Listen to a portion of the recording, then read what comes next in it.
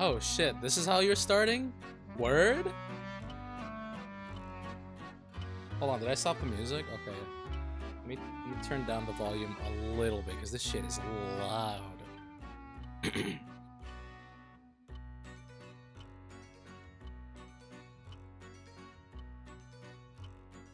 Ah, you are here. Welcome! Welcome! I've been eagerly awaiting your arrival. Allow me to introduce myself. I am the storyteller. Pleased to make your acquaintance. I shall be your guide going forward. Now then, before we begin our story, there are several things I must bring to your attention. First, this game uses autosave. The game will automatically save at regular intervals, so you may stop playing at any time. Saving is a very important element of games. It is the only way to keep your memories in place. If you do not wish to rely on autosave alone, you can also save manually via the menu. Next, please look at the upper right of the screen. This is the menu button. That is also where chat is. From here, you can check the text log, very useful files, and switch auto mode on and off. You can also adjust the brightness, volume, and other settings in the options menu. For instance, if there is a voice you would prefer not to hear, you can mute it by setting the volume voice to 0. I suggest you check the brightness, controls, and other settings now before going on. How to play all.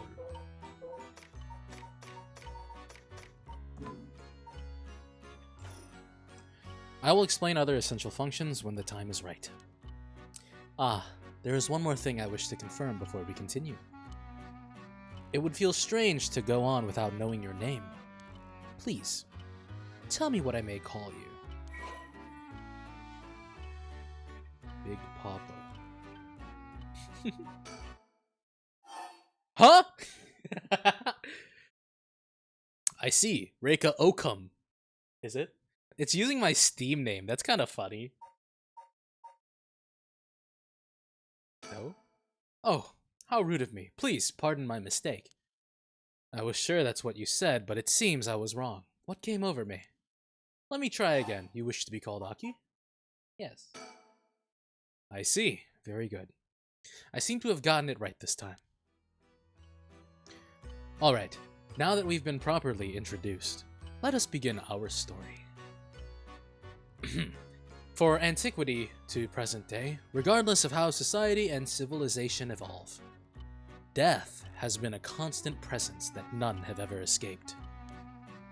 Whether it is one's own or that of someone else, death is always a difficult thing to accept. This is an immutable reality, a value shared by all, no matter the age in which they live. In fact, oral traditions reflecting people's fears and prayers regarding death still remain, ghosts, spirits, and so on. Similarly, in an attempt to defy death, many curses, rituals, and customs have been born, from burning spirit incense to summoning the souls of the dead. Some of those secret arts are still being passed down to this day. Ah, on that note, Aki, this may seem rather abrupt, but is there someone you wish to bring back from the dead? What if you had one chance to use the secret art of resurrecting the dead? Yes, if you had the power to bring someone back to life, one time, and one time only, what would you do?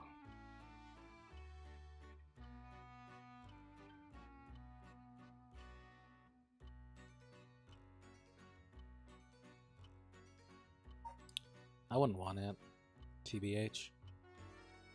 I've reached that point. I guess I sort of reached that point in my life where it's like, you know, death is death. There's no real point in bringing them back.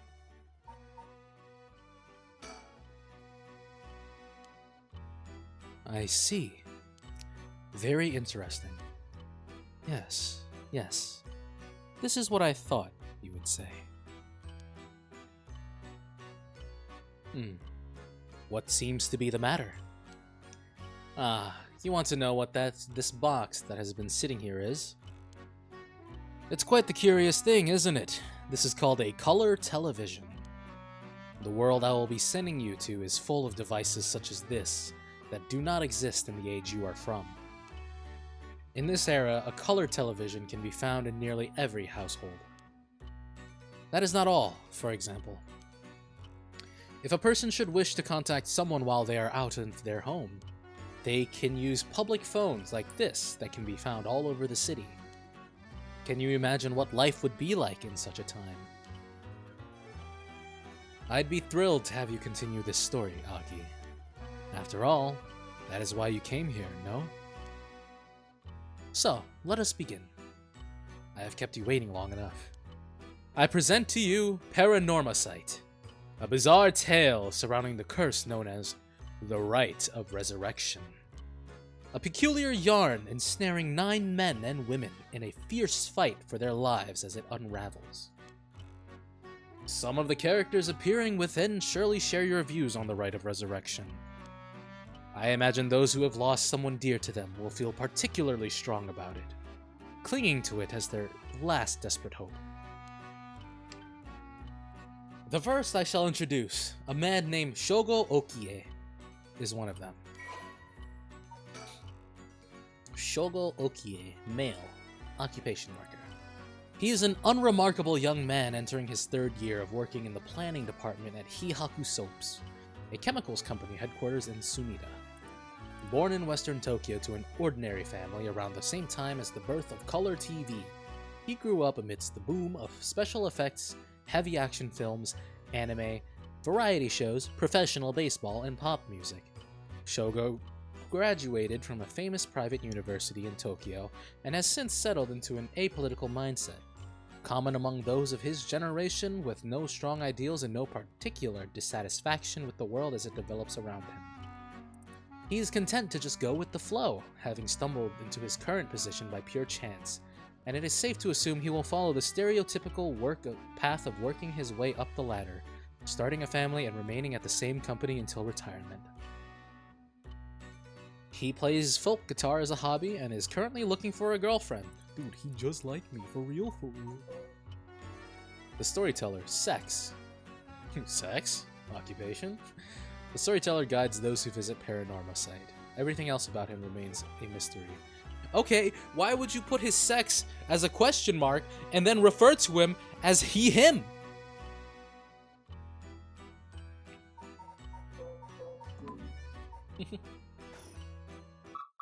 Breaking news. Oh, I wonder what it could be at such a time. Early this morning, the body of a drowned man was discovered at a park in Sumida City. Police have identified the body as Shogo Okie, a 25-year-old man who worked at a company in the area.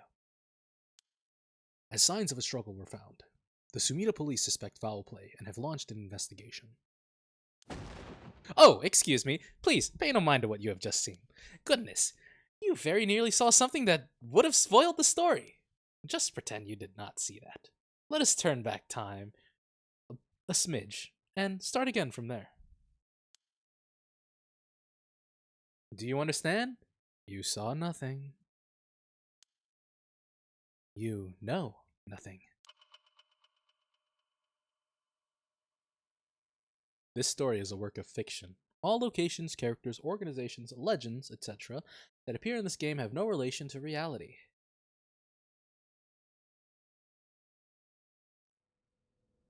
Square Enix presents Symbio... What the fuck is their NFT game that is, like, actually dog shit? Shogo?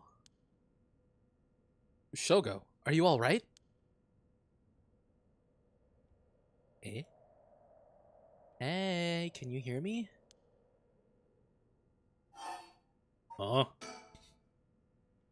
Hey, that's not a proper answer. Earth to Shogo Okie. What do you think you're doing falling asleep here? You gave me quite the shock. Come on now. Up with you. Up! Okay. And... there. How's that? Alright? Hey, she's kinda cute, though. Do you feel dizzy? Have a headache? Are your humors off balance? I'm fine, I think. There's definitely nothing wrong with my humors, though. My head's still a little fuzzy. Office worker, Shogo Okie. Shorgo? Dude, did I just turn Australian for a second? Uh-oh, that doesn't sound good. Turn your head around a little bit and see if you can walk alright. When the game is in your control, drag the screen or move the right stick to look around. Try looking around your surroundings now.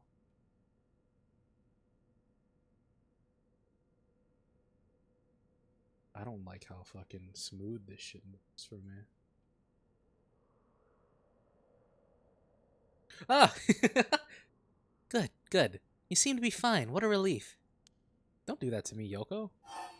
Do you remember anything, like where we are or what we were doing? Oh no, you look so confused. You're messing with me, right? Stop it, you're scaring me. Alright, let's just calm down. Take a good look around you, okay? Yikes, that was close. If we died before we got our hands on the rite of resurrection, everything would be over before it started. That's Yoko Fukunaga.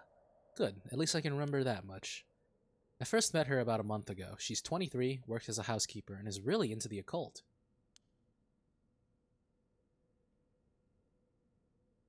If I think harder, I can probably recall a little more about what's going on. We've only met a few times, but we've really hit it off. She's a lot of fun to be around. I have no idea how she feels, though. I get the sense she isn't thinking about me that way right now.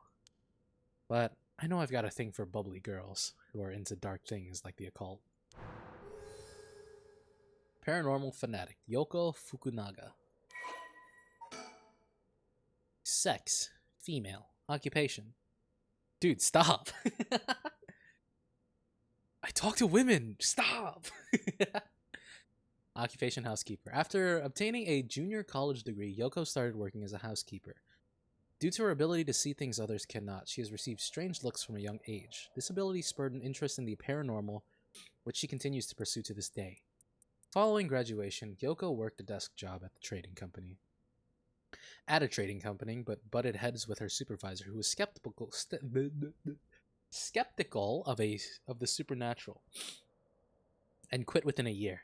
Now, while working as a housekeeper, she spends her days devouring mystery magazines and visiting haunted spots.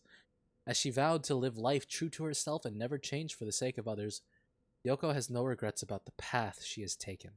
Yoko has a dog, a Shiba Inu named Ogopogo. Ogopogo? That's a funny name, Ogopogo. Can I? If we do not see Ogopogo once in this game, I'm gonna refund it. Who has been by her side since she was a student?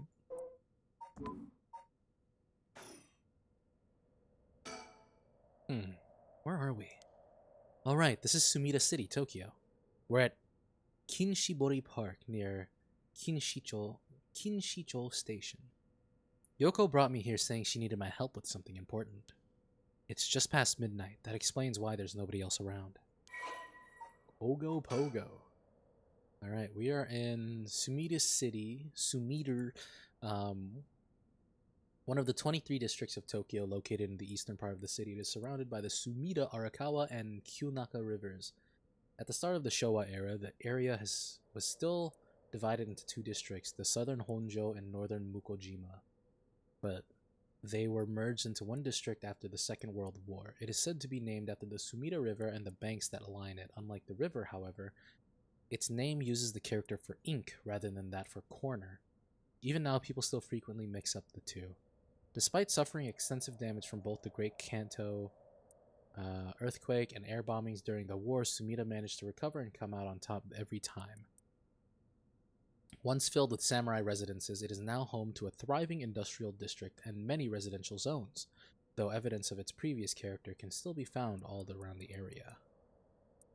Some landmarks are the Echo Temple, former Yasuda Gardens, site of Kira Kozukensuke's residence, Honjo Matsuzaka-cho Park, Sumida Park, Tokyo Metropolitan Memorial Hall, Mukojima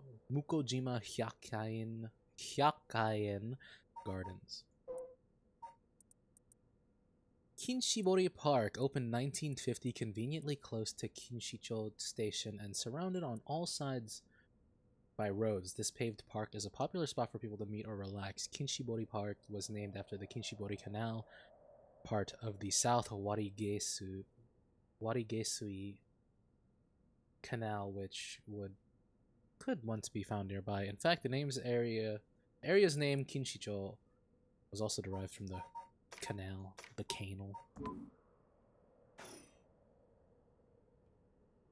Okay. These telephone booths are all over town. The lights are always on, so they can be used in emergency. A small boat. Oh god, dude, I can't speak. A small booth containing a public telephone, most often found in parks or along roads. Local telephone calls can be placed at a rate of 10 yen per 3 minutes. More recently, that's a cent per minute. Less than a cent per 3 minutes. More recently, telephone booths capable of accepting prepaid cards known as telephone cards have begun to spread, enabling one to make a phone call without the need for small change. The phone booths in the downtown area tend to be plastered with unauthorized advertisements and leaflets, a problem that has shown no signs of slowing down. Sumida City. Okay, let's look around a little bit more. Anything else? There's a playground here. That's an interesting looking playground. I bet it's crawling with kids during the daytime, and it's kind of peaceful here at night. You're gonna jump scare me again, huh? Yoko? This fucking bitch. Let me think. What can I remember? Okay, her name is Yoko Fukunaga. We met about a month ago. What's the deal with this park? She's into the occult. She's gonna cure me. It was around noon on one of my days off. I had just finished running some errands in Kinshicho and was here taking a quick break. I was just looking around absent-mindedly.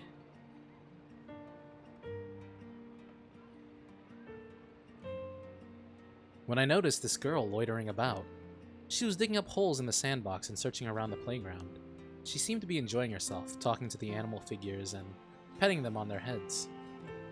My curiosity got the better of me before long, and I struck up a conversation. Yo! Hey, are you looking for something? Hmm? Ah, sorry. I must look like a total weirdo. Yeah, I guess you could say I'm looking for something. Holy shit, this is so loud. Hold on.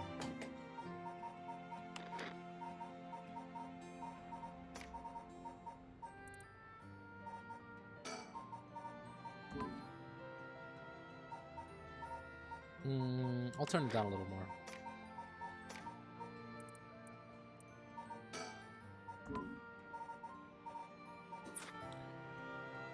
Is it still loud, chat? I'm gonna turn it down a little bit more. What the hell is this button? Doesn't let me click it. It's glitching out, guys. I'll set it to 4. That should be good enough.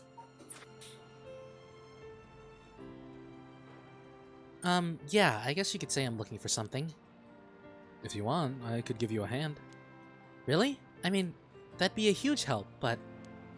But? Are you really just a good Samaritan, or are you after, you know, something else? Huh? Definitely the other thing. I wanna... I'm just a good Samaritan. Oh wow, my hero. People like you really do exist. I think I might cry. Okay, I guess I'll let you help me. Be warned, you might regret what you've gotten yourself into. No worries. What are you looking for anyway? Did you lose a bracelet or something? Not exactly. I'm searching for one of the 7 mysteries. Supposedly, this is the location of the Whispering Canal. The what? Now I've done it. I bet you think I'm some kind of lunatic. The 7 Mysteries of Honjo. Do you know anything about it? I figured everyone around here would have at least heard of it, but I guess not. Honjo is what the southern part of Sumida is called. A long time ago, this part of Tokyo was split into two separate cities. The north part was Mukojima and the south part was Honjo. Huh. Am I boring you? Well, I'm not a local or anything, I just work around here. Oh, then no wonder you didn't know. Well, the Seven Mysteries of Honjo is a legend dating all the way back to the Edo period. Really? It's that old? That's like over 200 years ago. Oh, I got your attention after all. I just assumed it was one of those fake stories made up to chase the occult craze. Haha, I don't blame you. A lot of the popular stories going around are pretty fishy. But the Seven Mysteries of Honjo are different because they're all true. They're true? That's what I said. They're the real deal. So, hold on. What does that mean? Are you telling me there's actually paranormal stuff at work in this park? Yep, pretty much. But there's gotta be more to it. After all I've done, I still haven't found a thing. This was the first time I met Yoko Fukunaga. Fukunaga. Alright, now I gotta turn the music back up a little bit, because now it's like really quiet. I'll keep it at 5. We're here at Honjo. Oh my goodness. The occult craze.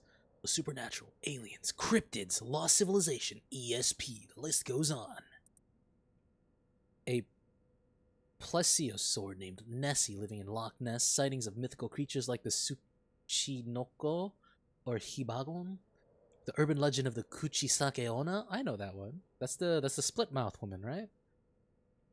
Kuchisake Onna. Television reports of spoon-bending psychics documentaries which feature mediums and spirit photography.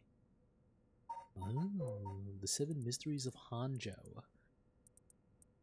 The Whispering Canal, the Fool's Procession, the Beckoning Light, the Haunting Clappers, the Evergreen Beach, the Taiko of Sugaru, the Foot-Washing Mansion, the One-Sided Reed, the Ever-Burning Lantern.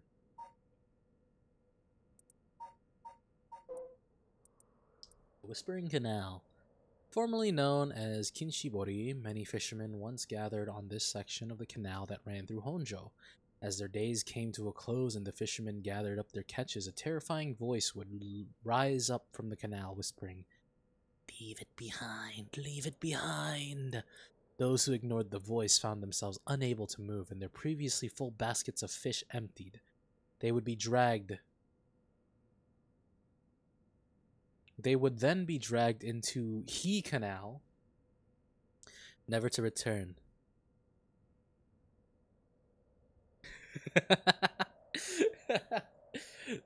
God damn it, Tanuki. This strange phenomenon continued to occur, and the people began to call the body of water the Whispering Canal. We exchanged contact information and we talked on the phone a few times since. We've even met in person once or twice. But she never brought up the Seven Mysteries of Honjo again. I figured she'd gotten bored of it. Until today, when all of a sudden she decided to resume her search. Huh? Wait a second. Where did Yoko go? According to Yoko, the Whispering Canal, one of the Seven Mysteries of Honjo, is around here somewhere. It's apparently the story that the expression "left at the canal" originally comes from. I think I left myself a note about it. I should check my files.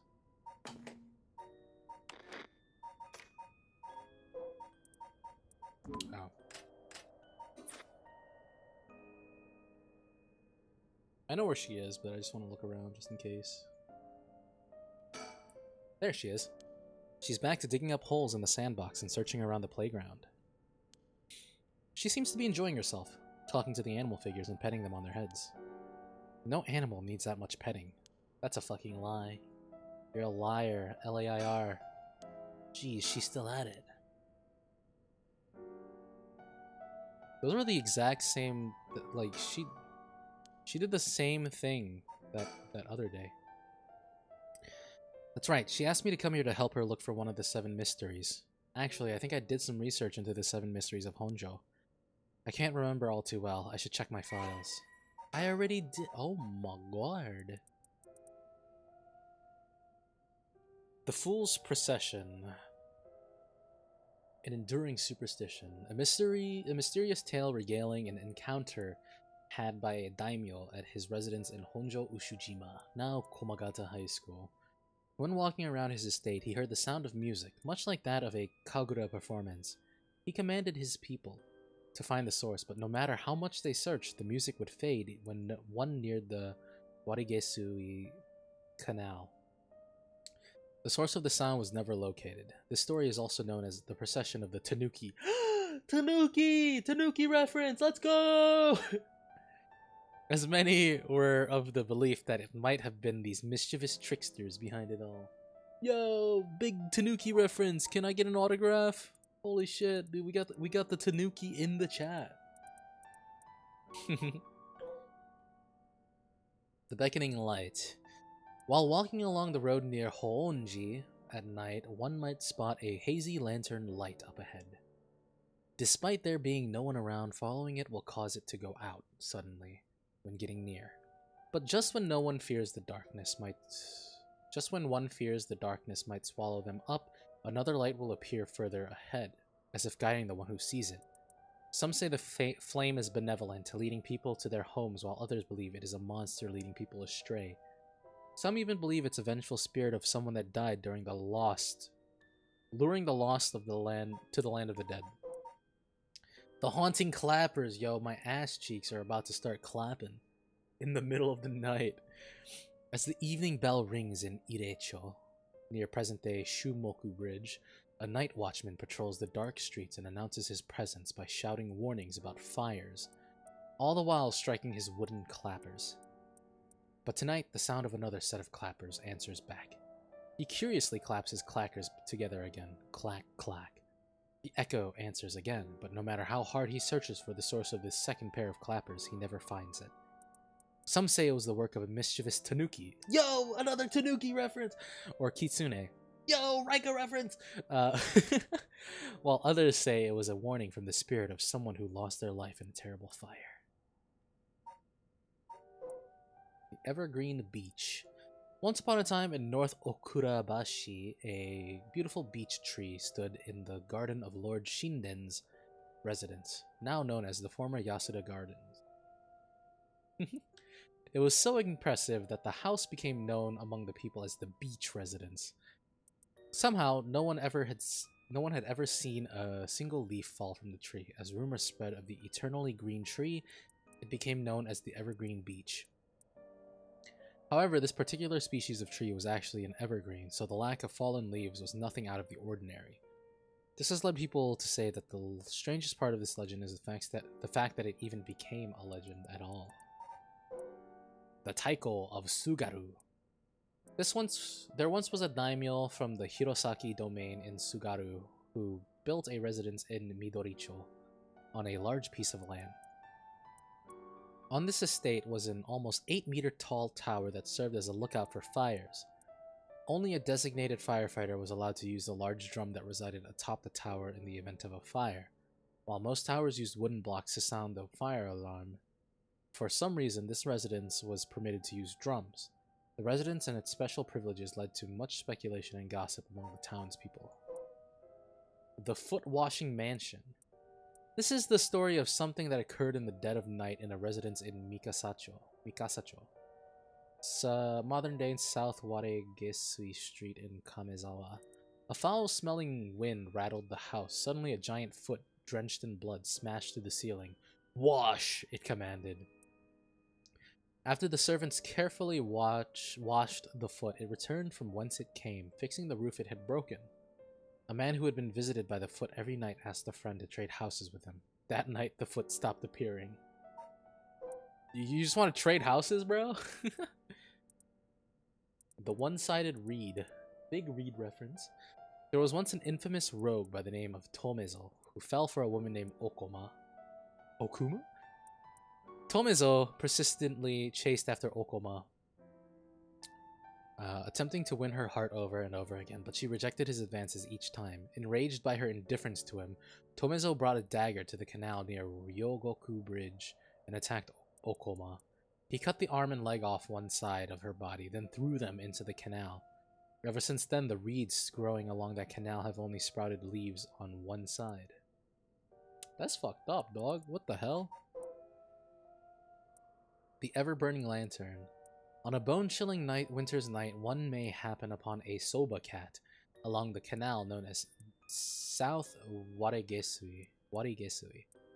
But there is something... But there is something strange about this cart. Oh, a cart, not cat. Oh my god. Soba cart. I was like, what the hell is a soba cat? No matter when one might visit, its owner is nowhere to be found, yet the lantern that hangs from it stays perpetually lit, burning brightly even with no oil to fuel it. Should one attempt to put out the flame, it apparently roars back to life. However, there is also the tale of the never-burning lantern, another telling of the story in which the soba cart's lantern always remains dark, refusing to be lit. It's lit! Oh wait, she's coming back this way. Hey, what was that just now? Huh? Didn't you hear it? You're hearing things. No, I didn't hear anything. You sure you didn't just imagine it? Maybe I did. But, you're special talent. You should have been able to hear it. Pay closer attention for me, okay? My special talent? What are you talking about? Huh? I mean your spirit sense. You look like you can handle your liquor. Huh? I have no idea what drinking has to do with it, but I don't think so.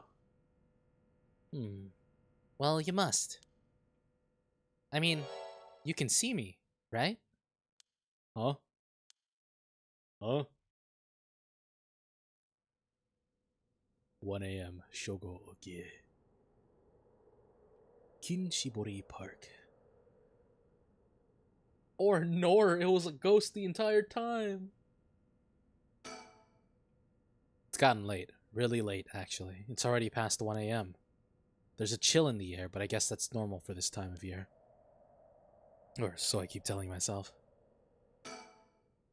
I don't know how she's so comfortable talking about spirits and the paranormal at this time of night. Either she's got guts, or she's just used to it. Unless... No, it can't be.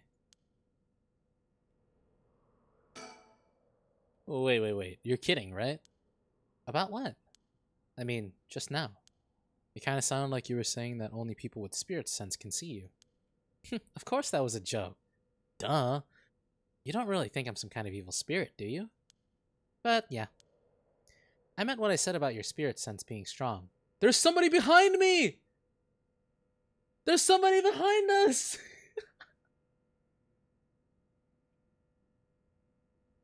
I bet you could down a whole gimlet in one gulp. Seriously.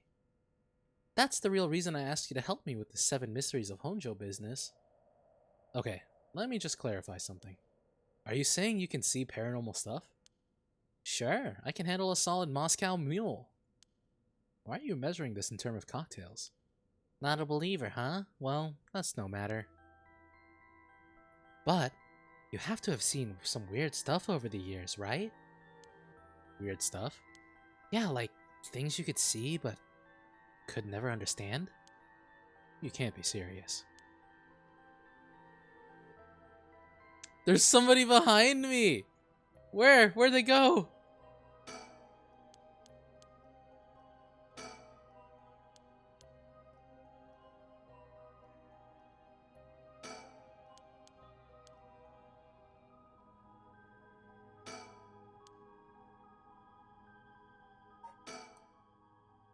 I've gotten most of my memory back, but I still feel a bit out of it.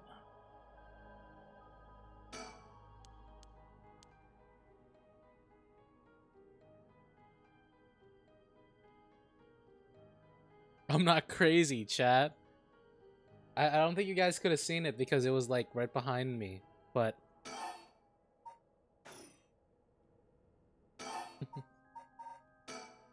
I've seen ghost photos in magazines before. Yeah, I know, right? It's a little scary. Are you telling me they really exist? You bet they do, and you can only recognize them if you really believe in them, so be careful. So, even with my skill, I won't be able to see them if I doubt that they exist? That's right. The spirit world is all about the mind and the soul. You won't be able to see a single thing unless you're properly in tune. But sometimes people get caught up in the moment thinking they might see something, and then they really do because they believe they would. Is that how it works? Yep, just like drinking. You'll never know how much booze you can handle until you're ready to down some shots. I'm still not sure I get the drinking thing. Haha, you know, I realized how strange it was as the words left my mouth. Sheesh. Sheesh. I just got an achievement called Night Terrors. Totally unrelated, but do you actually drink? Real alcohol, I mean? Well, talk about whiplash. I didn't expect you to start making small talk. Well, our conversation was getting a bit dark. I figured a change of topic might lighten things up a bit. Uh-huh, I see. If you really want to know, I like to think I can handle a few drinks. But to tell you the truth, I've never actually had a Moscow Mule. Really now. I just thought it sounded cool. I would like to try it, though. Why don't we go for a drink sometime, then? Oh, are you asking me out? No, you're just being a good Samaritan, right? No, that's not what I meant. I'm just kidding. Yeah, I'd be up for it. But only if we find one of the 7 mysteries. I'm like looking around in the back, dude. I'm a little paranoid. Alright, then let's get to work. I just remembered, I actually did some research on the 7 mysteries of Honjo at the library. You did? What did you find? Well, I discovered a few interesting things. Uh-huh, tell me everything. Are these really ghost stories? So, I read some of the stories and none of them were, well, scary. I thought these were supposed to be ghost stories. That's true, they're more like a collection of superstitions, really. But there are some pretty disturbing ones in the mix. Yeah, like the one that's supposed to take place here, the Whispering Canal. People who fished in this canal would hear a voice calling out saying, "Leave it!" They had to abandon their catch or the canal would take it. Right, right. Is that what you're expecting to find here in this park? Not quite. We're talking about a folktale from hundreds of years ago. After centuries of the telephone game, who knows if it's anything like the original story? So basically, yo, I have to say, yo, Shogo with the denim jacket, he's got some fit, man. He's got some drip. Shogo got some drip too. The cardigan, the white pants, and then the flannel underneath. You think the true story of the Whispering Canal might be completely different from what we know? Exactly. I'm sure it is. I mean, weren't you curious? About what? People from around here have that expression, left at the canal, right? Meaning to abandon someone. This story is where it comes from.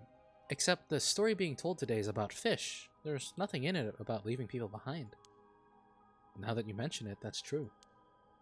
So you're saying the original story maybe did involve someone being abandoned? That's what I'm trying to find out. Ah, gotcha. Oh, by the way, were we talking about the rite of resurrection? Oh, your memory is as strong as your tolerance. I'm gonna start calling you Martini Man Shogo. I'm really climbing up the drinks menu, huh? So, you know about it, huh? The rite of resurrection? A magazine ran a feature on it recently that got practically everyone talking about it. Really? Maybe that's where I heard about it. Still, I don't know. It seems a little too far-fetched to be true. So, the rite of resurrection. It's the forbidden art of bringing the dead back to life, concocted by a famous onmyoji from an ancient age. Rumor has it an old manuscript containing actual concrete details about the rite was recently discovered. This rumor comes from a presentation given by local historian Hideki Araishi at an academic conference. Ow! Hi, good witch. I knew it was you. You sure know a lot about this stuff. That's because I'm secretly a huge occult buff. I kinda got that. Oh. But if a researcher spoke about it at an academic conference, it must have had some basis, in fact. Exactly. That's why I believe the rite of resurrection is real. Now I'm starting to believe it too. God damn, bro. I fucking love this drip that Shogo has. Hey, Go Witch, how are ya? You missed Your Turn to Die. We finished chapter 1, part 1 tonight. Good. The pursuit of the unknown starts with belief. I got that from Professor Araishi himself.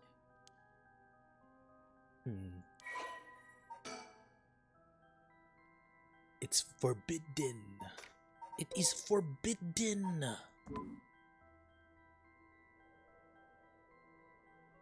What is that shaky mode?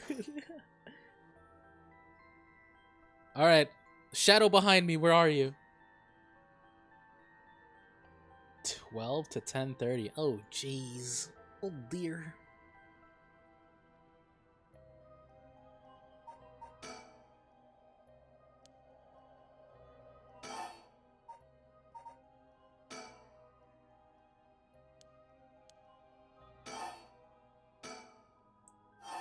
What about the 7 mysteries of Honjo caught your attention? Although they're called the 7 mysteries, the literature lists 9 of them. Ah, okay, Good Witch. Thanks for stopping by. Oh, I'm surprised you picked up on that. Nice researching. Some people think there could be up to 15. That's the thing about these old folk tales. Stuff gets added to them over the years. That's more extra stories than main ones. Yeah, but the 7 mysteries rolls off the tongue way better than 9 or 15. If you say so. But it makes sense, don't you think? It's more likely to be passed on if it's easy to remember. Huh, that's a good point. Wait, hang on. I've got another question. You mentioned the rite of resurrection. Are you looking for that too? Does that have something to do with the 7 mysteries of Honjo? Oh, you're sharp. I could cut my finger on you. To tell the truth, it's actually the other way around. What do you mean? Well, I started off searching for the rite of resurrection. But along the way I realized that I needed to investigate the 7 mysteries of Honjo first. I see. So then...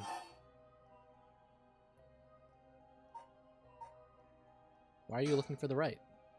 If you're looking into a way to bring someone back from the dead, does that mean you've got someone you want to bring back? You know what? Forget it. It just came to mind, so I thought I'd ask. I didn't mean to pry. Sorry. No, it's fine. I figured I'd need to tell you at some point. It's... No! Ogopogo's dead! No! We have to refund the game. Chat, we have to refund the game. No.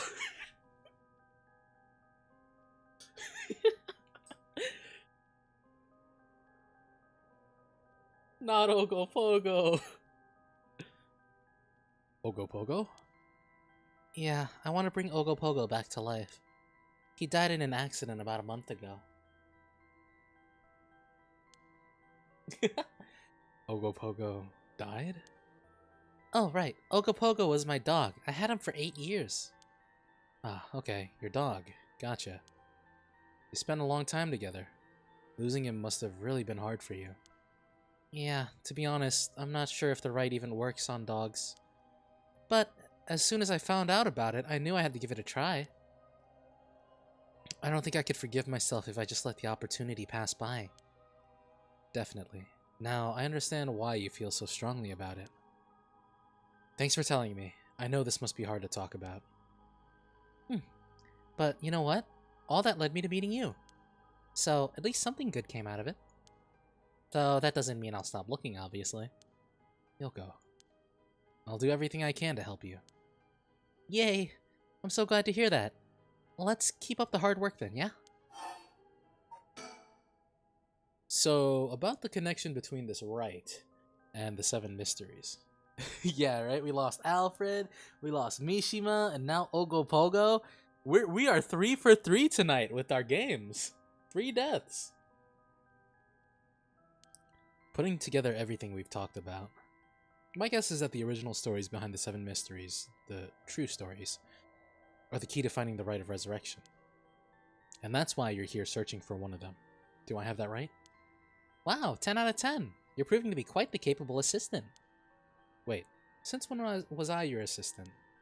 Anyway, this is all just hearsay, but some think that what led to the 7 mysteries coming to be was the rite of resurrection itself.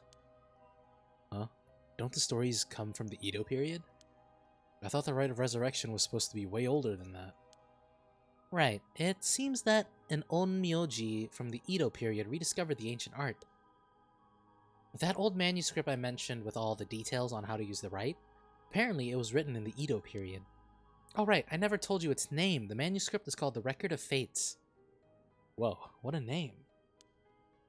And it speculates that the secret of the rite is hidden within the 7 mysteries of Honjo.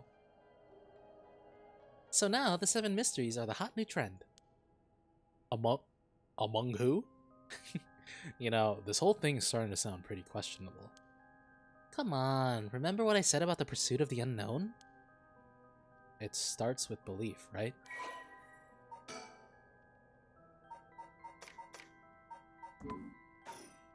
Whoa! What the hell? It feels like the air just changed. What are you pointing at, Yoko? Something's got Yoko really rattled. Oh god, do we turn around, Jeff? Yoko, are you okay? Hey, what's wrong? Stay with me. No. This can't be. No. Ah.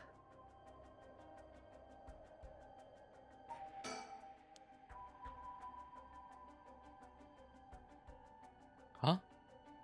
There's nothing behind us. I feel eyes on my back.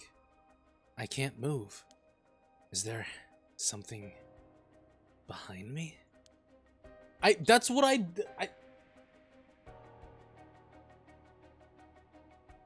Is it above me? Below me? Eh? Yoko?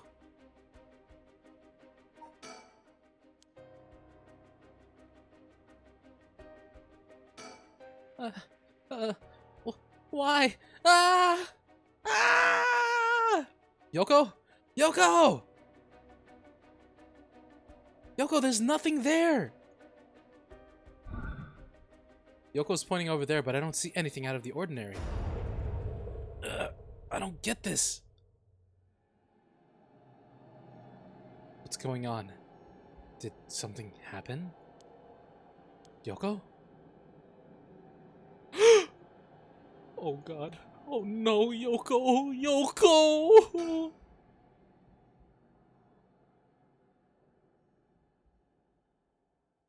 Huh?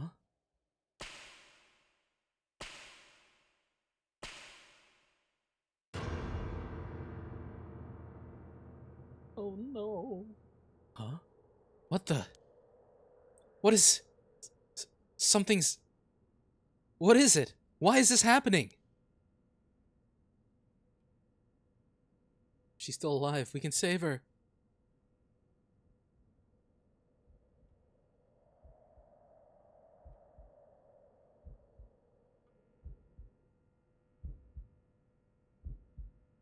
Yoko, answer me. Yoko? No way. It can't be. Why? Why?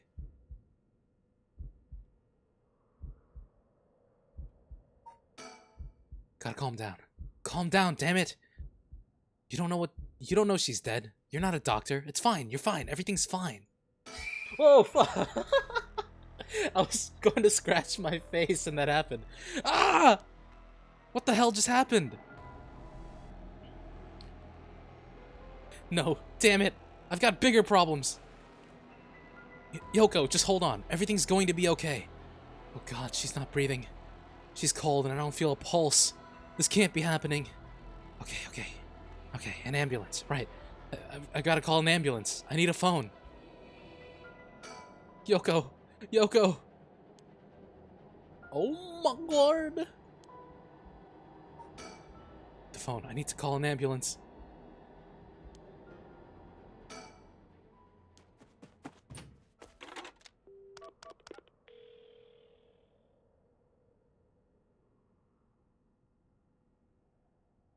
I called it in. The ambulance shouldn't be long. But is it going to make a difference? Her body's gone stiff, her skin is cold, and I don't think she's breathing. She looks more like a mannequin than a person now. I don't think there's any coming back from that. I don't get it. Just a few minutes ago, we were chatting away without a care in the world. Yoko. No. How did this happen? How could someone so bright and bubbly just suddenly drop dead? Resurrect her. Huh? Oh, that's right. If that rite of resurrection she was talking about really does exist, there might be a way to bring her back.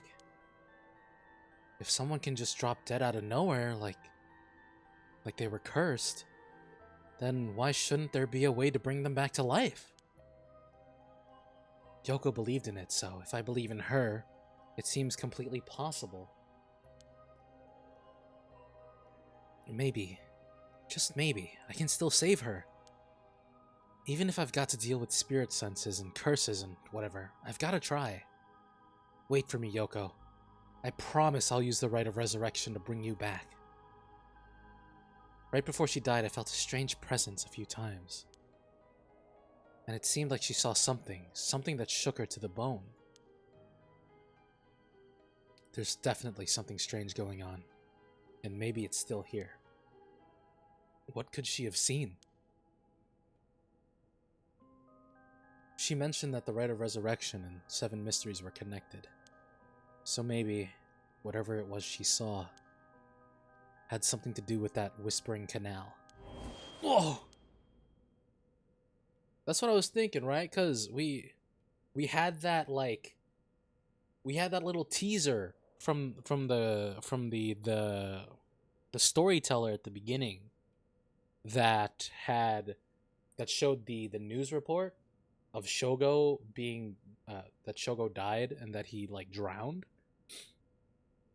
If we are doing the whispering canal, the whole thing is that the voice gets the fisherman to go into the canal and drown. And I think that's what happened to Yoko just now, because she looks like someone that drowned. Damn it. That presence again. It must be around here somewhere, but where?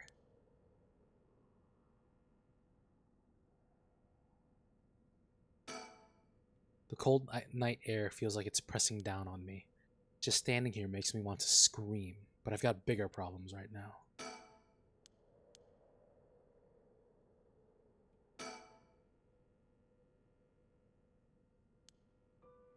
Oh, of course.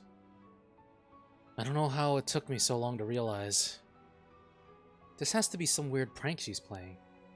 Any second now, she's going to open her eyes, get up, and have a good laugh at how scared I was. Right, Yoko? You can give it up now. Boy, did I fall for that one.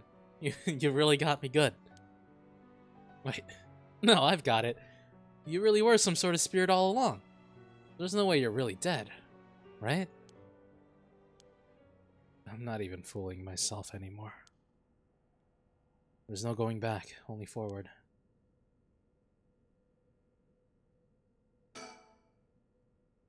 I've called an ambulance already. It should be here soon. There's something here, I know it. I just need to look harder.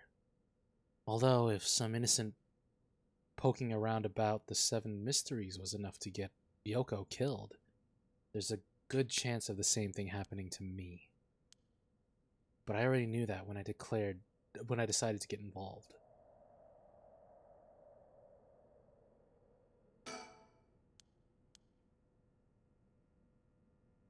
She was pointing behind me.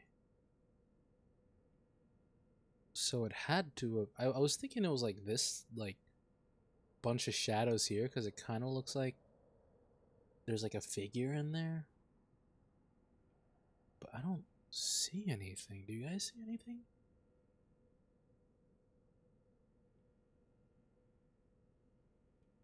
Oh. Huh? There's something on the ground. Did Yoko drop this? I didn't notice it till now, but there's a small wooden sculpture by her side. It's 3 or 4 centimeters tall. It looks like it could be a keychain, but from how rotted it is, it's way too old for that. Despite how tiny it is, I feel an almost palpable malice radiating from it. What the hell is this thing? Oh no, we're cursed. Cursed stone acquired. We're dead. Chat, we're dead. What the? Help me. Leave me. It hurts. Are these the Whispering Canal's memories? Such deep sorrow. A resentful memory is flowing into my mind. They walk away, leave me behind, drop dead. Kill them. Kill them! Those who walk away. Kill them all. Eh? You have acquired the power of the Cursed Stone, the Whispering Canal. You can use it to kill those who walk away from you. Press the Use Curse button to kill your target as they attempt to depart. A murderous impulse seeps into my soul like thick black tar. No, I can't give in. Now, kill. Can you hear it, Curse Bearer? You who so strongly desires the right. Kill them. Should you seek life's restoration, take your curse in hand. Reap lives by the score. And claim their soul dregs for your own. Collect enough to sate this vessel. And by their sacrifice, claim the gift of resurrection. Or better yet, slay your fellow curse bearers. For theirs are the equal of droves of lesser souls. Now go forth and kill. Holy shit, dude.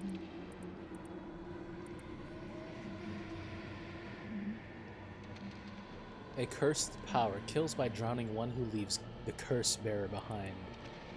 A resentful memory. Toki loved fishing with her father, Jinkichi, more than anything. With their wicker baskets on their backs, they would leave for the canal every morning and fish till the evening. The miso soup her mother Koma made, using the carp they caught, was to die for. Her parents loved her dearly. I know, right? I think this shit's turning into like Battle Royale. One day, however, her father disappeared. Toki's mother went to look for him and never came back either. Those who came to express their concern eventually stopped visiting her out of fear. Toki continued to wait, all alone. Mother, father, where did you go? Don't leave me behind.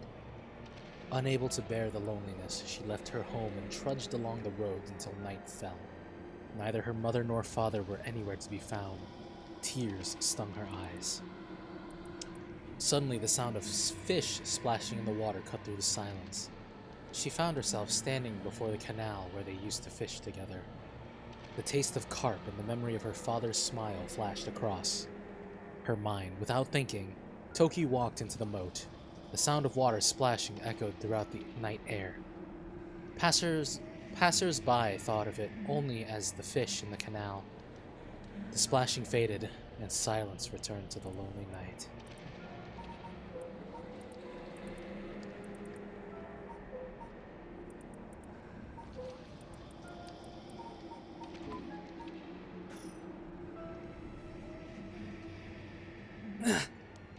What the hell was that? It was like the curse's memories flowed directly into my mind. In an instant, I understood everything. When I picked up this curse stone, the Whispering Canal must have cursed me. I also heard a strange voice. It told me that if I want the right, I have to kill a bunch of people with this cursed stone and collect their souls. I guess it's good to know that the right really exists. But this thing wants me to kill people to get it? Screw that! Putting my own life on the line is one thing. Murdering other people is another thing entirely. And not just one person either. Scores, it said. So this is the curse of the Whispering Canal, huh? A curse that traps the soul of anyone who tries to walk away from me. But if I use it and collect enough souls, then I'll be able to bring Yoko back. And there was something about other curse bearers being worth more soul dregs. Jeez. I'm really at a loss here. It's hard to believe she was so full of life just a few minutes ago. It feels like I'm being watched. Is someone there? Where are you?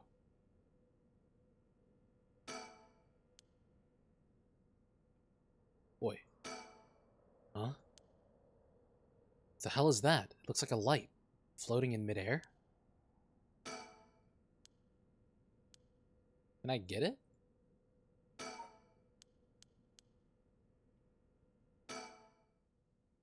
Now that I've got my own curse stone and the curse of the Whispering Canal, I'm in way over my head. Was Yoko the one who dropped this cursed stone? Does that mean she was the previous owner of the curse of the Whispering Canal? Then, did she know what the rite of resurrection involved? How do I use the button? Oi! Who are you?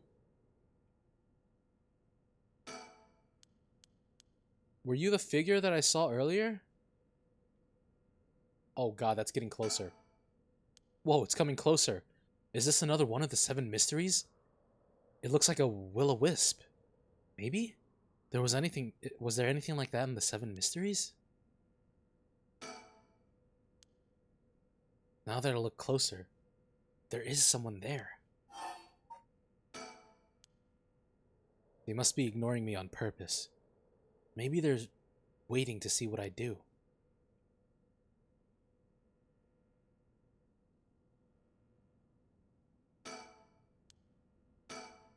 It's creeping me out, but it's staying put for now. I should probably leave it be.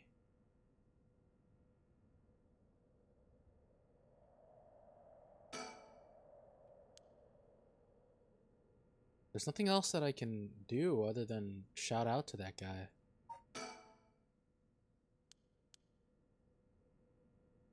Let me look down, let me look up.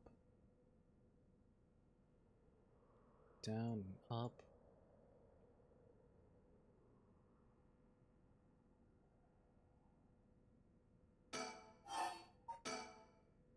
Hey, who's there?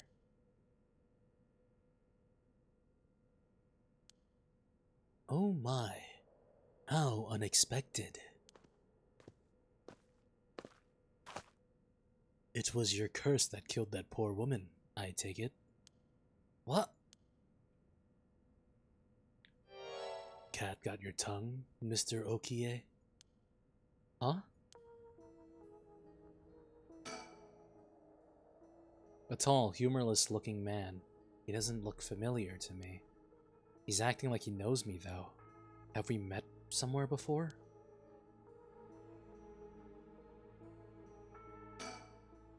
Who are you? And why do you know my name? Do you mean to say you don't recognize me? This comes as a bit of a shock, I must say. Look a little harder, and I dare say it will jog your memory. What's with this guy? That man, who is he? He looks to be in his 30s or 40s. He's all dressed up in a suit and tie, but somehow he looks real shady. What's he doing here? Was he watching us all this time? Something tells me curses are nothing new to him. If he's one of the other curse bearers, then I need to be careful. He might be here to kill me and take my curse stone. But, by the same token, killing him will net me a lot more soul dregs. Let me save just in case.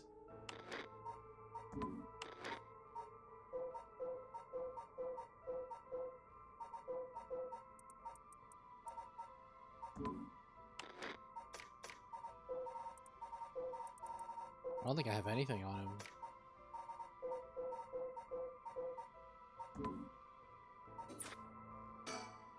I still don't have a clue who you are. How do you know me? Have we met? Dear me, it is always humbling to find that one is not as well known as one believes. Perhaps my name will help you remember. I am Takumi Yumioka. Takumi Yumioka? Does that ring any bells? I think I've heard that name somewhere before. Maybe. So, you do not even know my name. How disappointing. Disappointing, but fortuitous. Mysterious stranger, Takumi Yumioka. A man who was covertly watching Shogo Okie at Kinshibori Park. Well then, Mr. Okie, allow me to make you a proposition. You have a curse stone in your possession. I would like you to give it to me. I can't. I need it to bring Yoko back to life. Oh my. So you mean to use it then? You know about the 7 mysteries of Honjo and their curses and all that, don't you? But of course, those cursed stones, they are terribly dangerous things, capable of killing without a trace so long as their conditions are met. I hadn't thought of it that way, but yeah. Imagine what might happen if one fell into the wrong hands. They would be safer in mine, don't you agree? Although it seems I arrived too late to stop you from killing that poor woman. What are you... That wasn't me! I am willing to overlook your indiscretion, but only if you give me your cursed stone. No way in hell! For all I know, the wrong hands are yours! Very well. I had hoped to settle this amicably, but you leave me no choice. This Takumi guy must have a cursed stone of his own. At least, it'd be safer to assume so. It would explain how he knows so damn much. So, he can kill me instantly, as long as he fulfills his stone's conditions. Until I know what those conditions are, I can't make any sudden moves. I have to keep him talking, learn what I can, and figure out a way to get my curse out first. How can I get him to leave me behind? Though, it would be a waste not to take this chance to find out about the other curse bearers. Oh, man.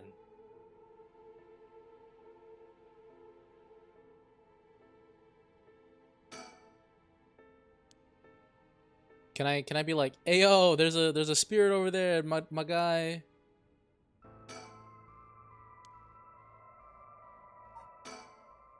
If I want to use my curse on him, I have to get him to walk away and leave me behind.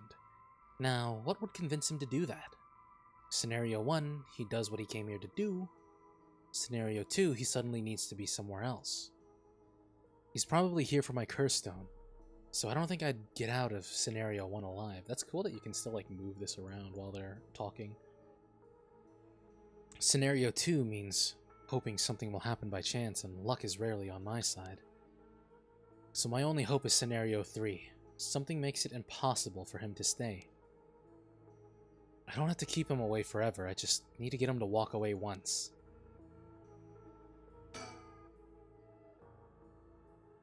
Takumi Yumioka. He said his name was. He hasn't taken his eyes off me for a second. Even now, he's still staring right at me. Who the hell is he? Maybe if I focus, I can recall something useful. Takumi Yumioka.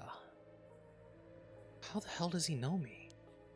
It's not like I've been getting out much. I barely have a life outside of work.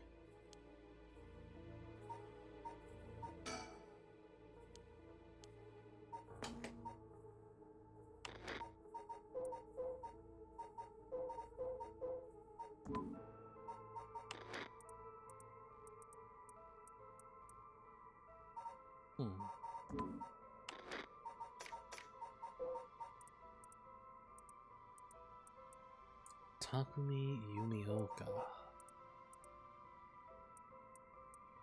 Is there something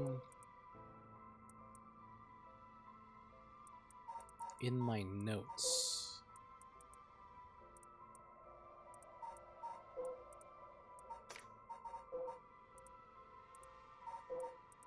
So we currently have the power of the Whispering Canal.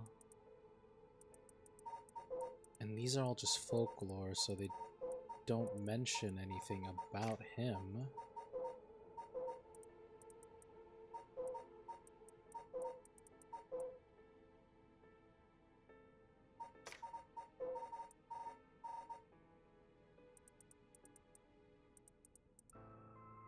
I have a use curse button, but how do I use my curse on, like, mouse and keyboard? It doesn't tell me. I don't even have a controller plugged in.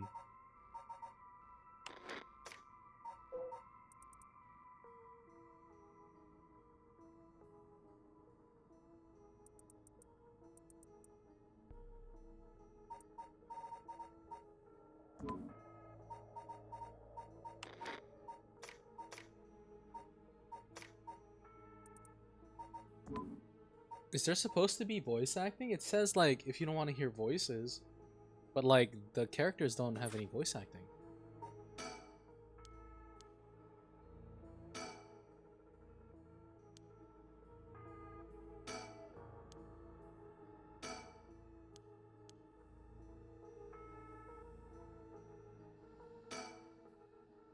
I need a topic that'll keep him talking. My best bet would be...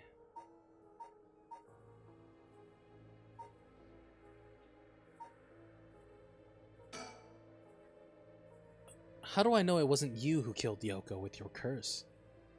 Mr. Okie, if you are hoping to trick me into revealing whether I possess a curse stone, I assure you, you cannot. It is your curse that was responsible, Mr. Okie, no matter what you might tell yourself. That doesn't make sense. I only found this after Yoko died. Oh? Don't play dumb. I know you're the one who did this. Whether you choose to believe me is your prerogative, but you are mistaken. But you should know that multiple curses awakened at once at the stroke of midnight. There are many other curses in Honjo, and many other cursed bearers. Is it not premature of you to assume that I am the one responsible? Wait, so you're saying that at midnight a bunch of people became curse bearers? There's no point in continuing this conversation. For all I know, he could be telling me anything.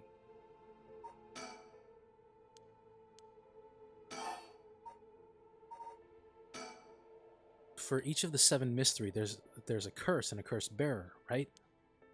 Do you know who any of the others are? And what would you do with that information? Your intentions are nothing untoward, I hope. It is in the hearts of the selfish and insipid, of those who would be most tempted by the rite of resurrection, that the curse takes root.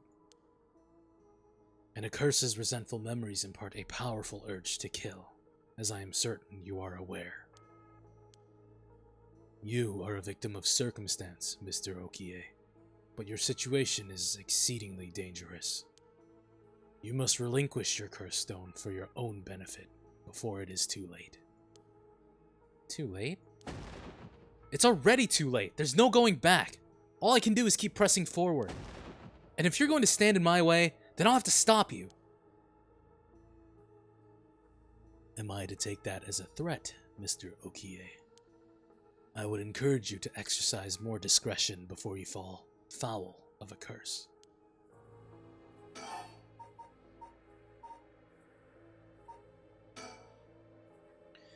Why are you so convinced it was my curse that killed Yoko? Why? It is simply that. Hmm? Huh? I do believe I just saw your companion move. She what?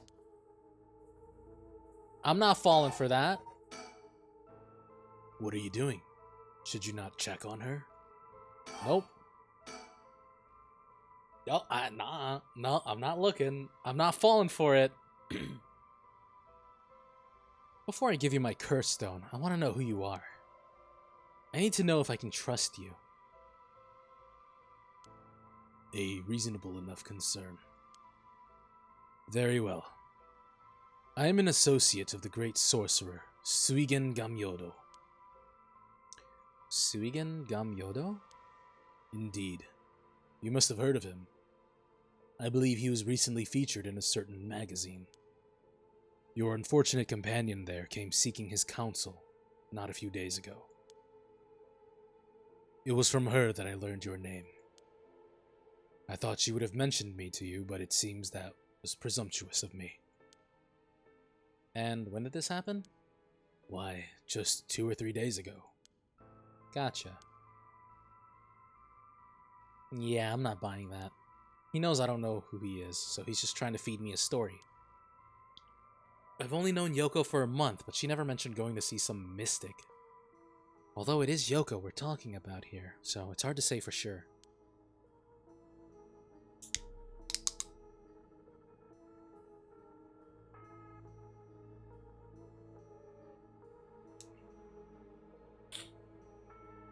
Oh, my throat kind of hurts from doing this voice. I hope that is enough to convince you that my hands are more than trustworthy. What's up with that weird ball of light? Is that your curse? Whatever do you mean? I'm afraid I see no such thing. Huh? But it's right... Huh? It's gone. It was right there. I see. It seems you have become the mark of another cursed bearer.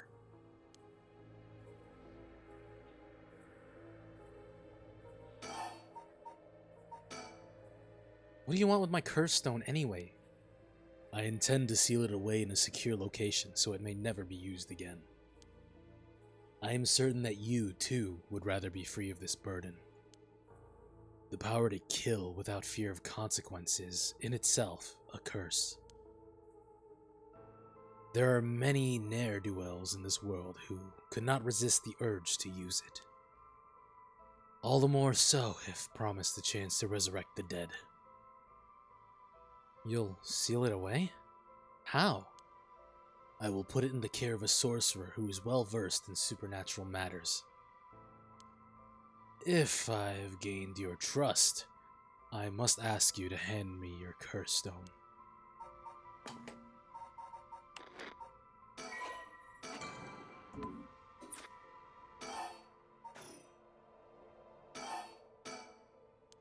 What should we do, chat? Wait, that's it. My work. That's how he knows me. I never actually met him, so it totally slipped my mind. This motherfucker been lying to me.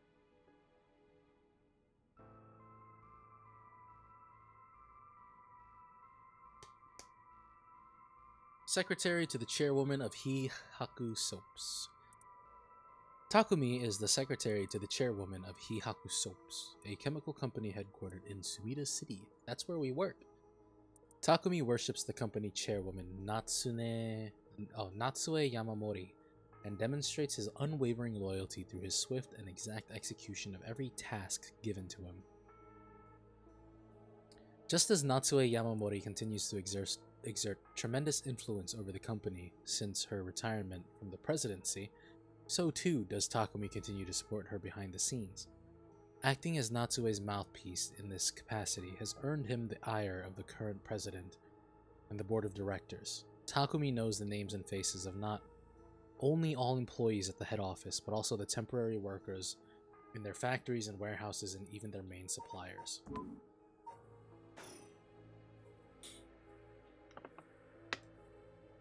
Suigen Gamyoto my ass. This guy thinks he can sell me anything. But I don't know if I figured that out. But I don't know if having figured that out helps me much right now.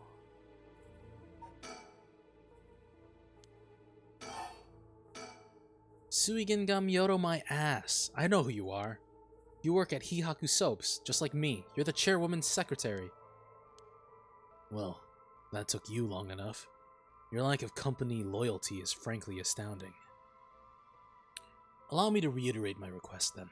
Not as a stranger, but as your supervisor. Hey, we're not in the office. You don't get to push me around like that.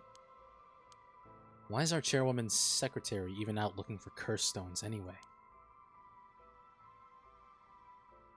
I refrained from revealing myself precisely to avoid such questions.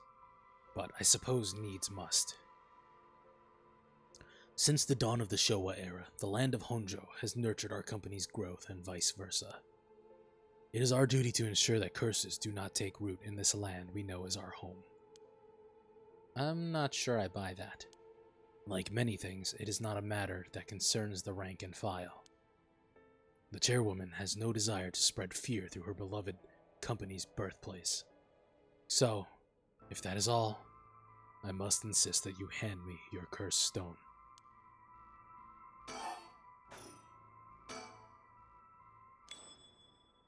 Wait, I've got it. Ah! Why? I know how I can convince him to leave.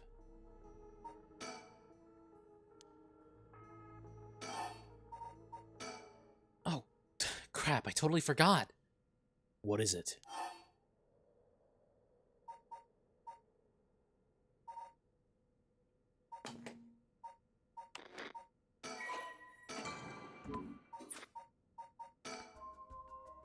Oh, right, I forgot to mention I called an ambulance. It should be coming any minute now. An ambulance? Have you lost your mind? They will arrive to find you standing next to a corpse, alone in the dead of night. No doubt they will hand you over to the police, who will have some questions for you. Probably, but I'm sticking with Yoko. Unless you want to join me in an interrogation room, you'd better get out of here. You're telling the truth, I see. They are getting closer by the second. I cannot afford to be waylaid in this juncture. I fear I must take my leave. Should I kill him, guys? What do you think?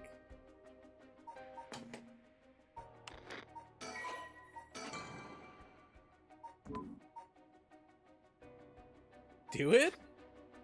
I don't know. What if he's like actually like a homie? Oh, actually no. He mentioned that somebody has a curse mark on us.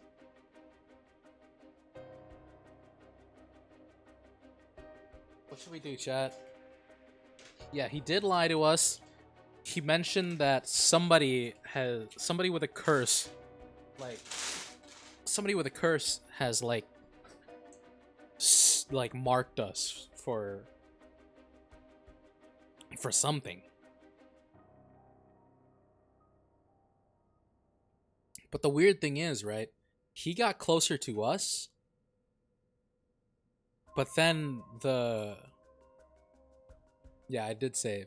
But then the light like disappeared. So I wonder if like maybe he's keeping like the true curse bearer away.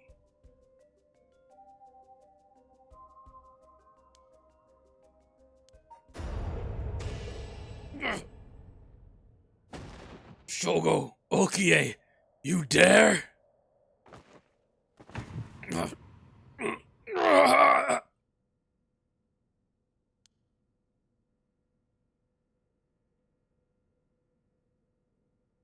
He's dead. He's really dead. So this is what a cursed stone can do.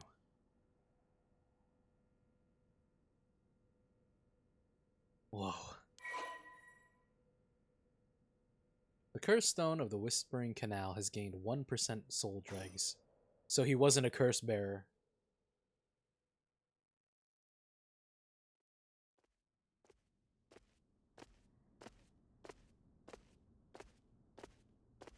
Kinshicho area.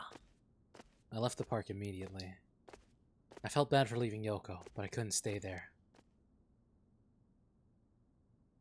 Why would he lie?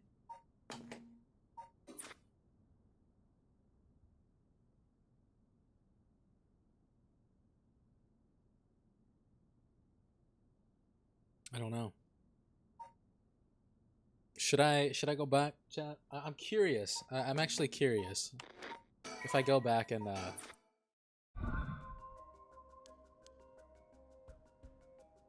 sooner or later I will return for your cursed stone. I only hope you do not abuse it in the meantime. Well then, I bid you good evening.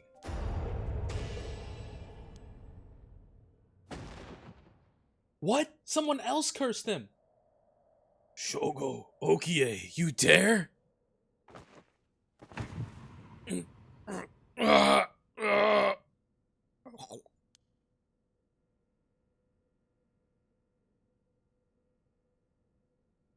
What? He's dead. He's really dead. I didn't hit use curse though.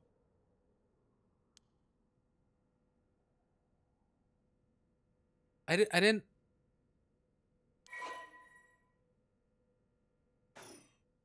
Scripted. Bruh.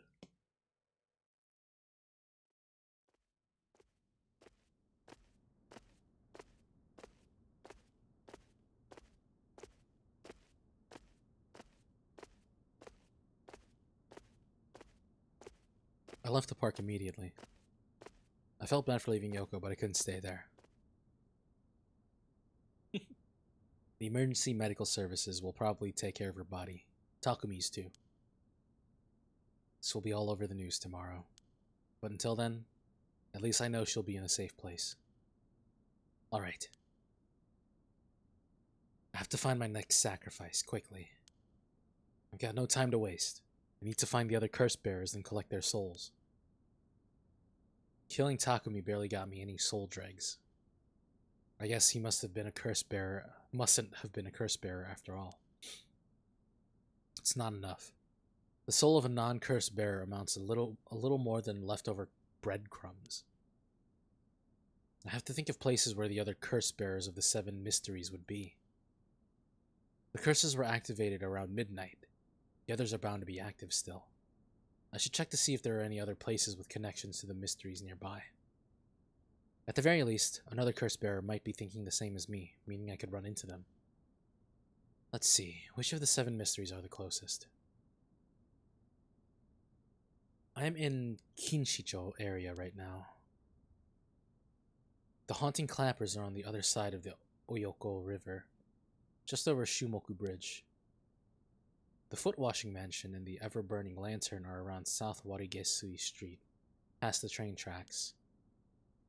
And further along Oyoko River, I'll find the beckoning light at Honji Bridge. Those 3 places are the closest. I guess I should start there.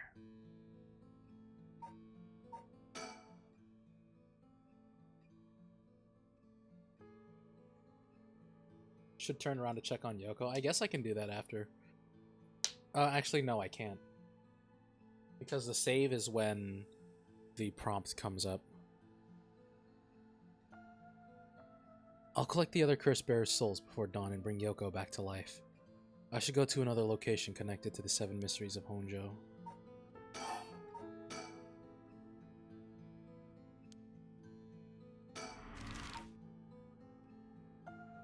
I need to get more water, hold on.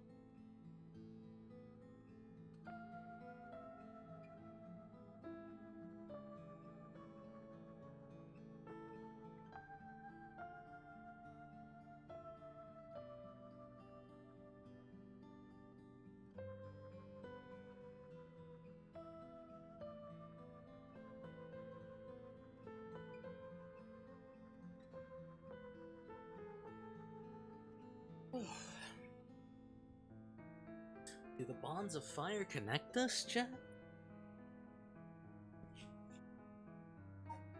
Let's go to Shumoku Bridge. I want to see what those clappers are all about. You feel me, dog? You feel me, dog? The Shomoku Bridge is supposedly where the bell from the haunting clappers story should be. I wandered around here for a while, but I didn't see anything interesting. And the only thing I found was what looks like 100 yen lighter someone threw away. I don't know if curses are vulnerable to fire, but maybe I'll find a use for it.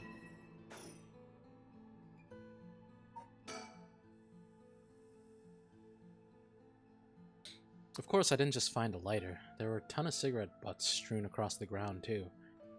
Seems like this place is in well need of some wooden clappers to warn about fire. Yeah, I was gonna say that.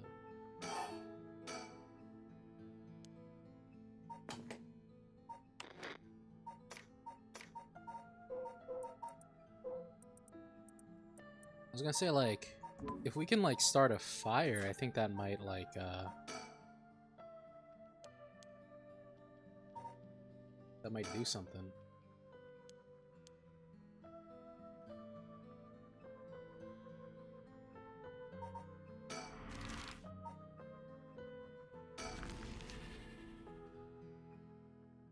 What do you get switched?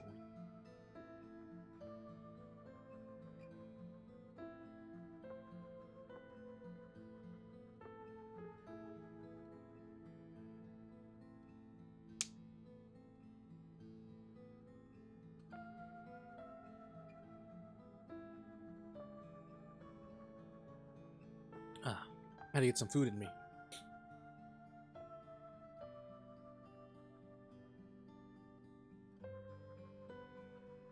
Both the foot washing mansion and the ever-burning lantern are from this area. This late at night, even a road as big as this one is silent as the grave. Is it just me? Or is it oddly dark around here? Could this be?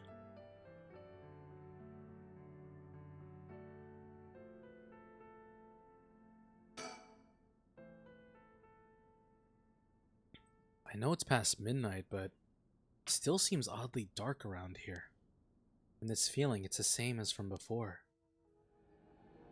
Ooh.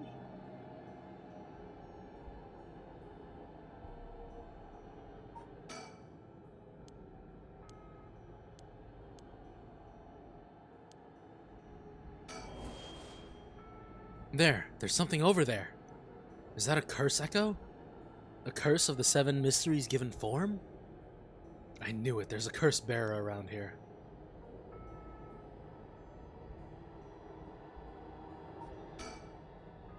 Decision time, what should I do?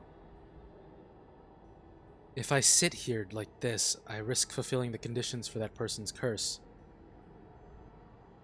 It seems like I can still back out if I want to, but do I want to?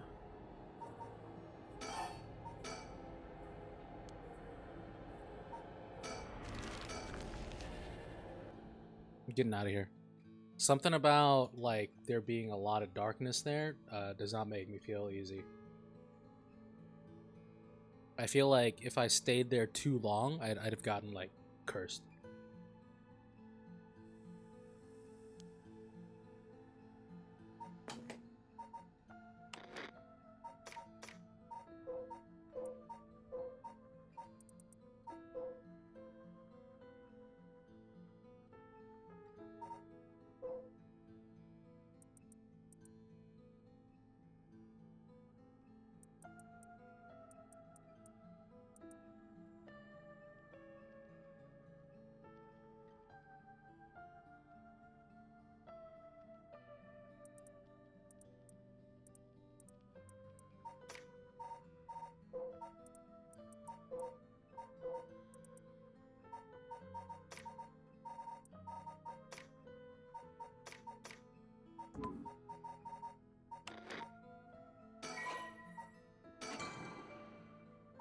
Who the fuck is that?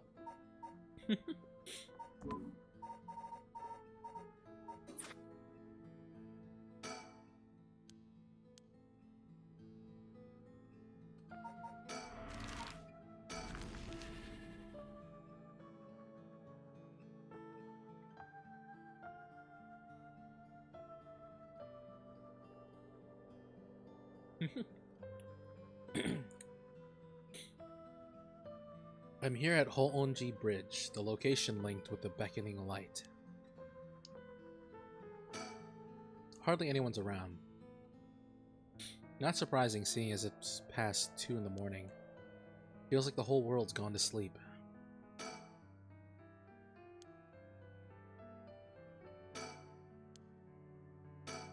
Someone's standing on the bridge, silhouetting themselves against the sky. Observe. Wait, fine, I'll go first. It's a fucking JoJo. Whoa. I see. Interesting. Well now, this is a surprise.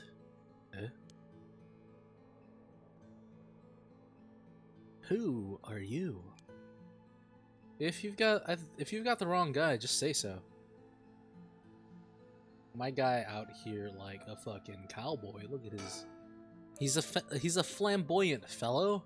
I wouldn't bat an eyelid if this were the inner city, but he stands out like a sore thumb in these parts. Along with one super shady looking guy, only a curse bearer would have any reason to be around here at this time. Maybe I should talk to him.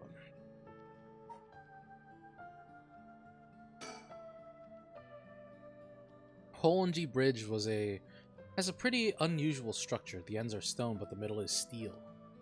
The Oyoko River beneath it is actually a canal that was dug during the Edo period. Come now, it won't hurt to at least tell me your name. Fine, my name is Shul. Careful now, young man. It's not wise to go about giving your name to strangers.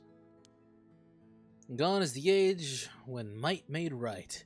Nowadays, it's information that rules the world. You do well to remember that. You're the one who asked.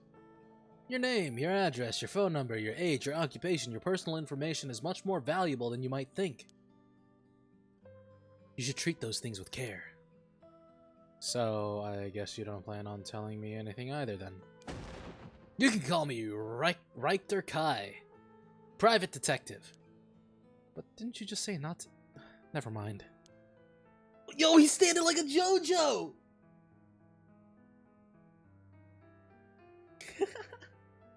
You say you're a detective? Well, that's correct. I'm a man who deals in secrets. Don't expect me to share any more information with you, though. I only told you so that we could have an understanding. Private detective. Richter Kai.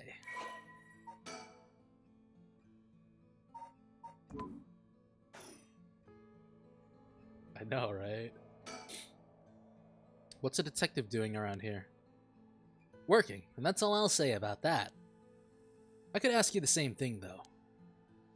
Seems like a strange place to stop. What brought you here?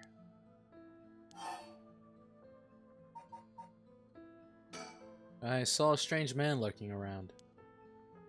I see. Then let me ask a different question.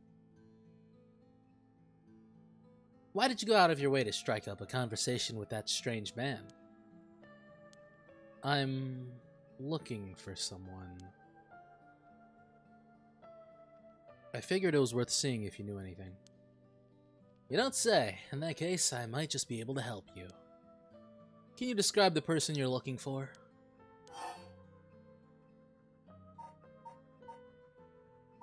What do I say, chat?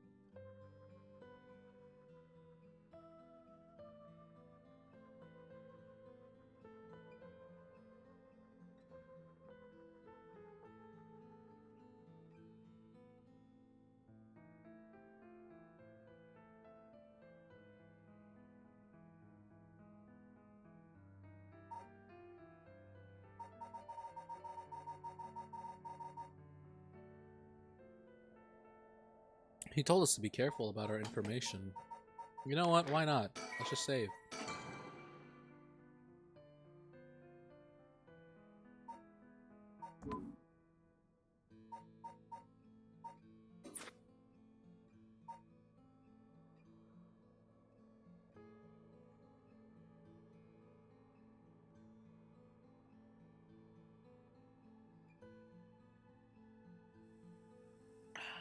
Alright, I'm refueled.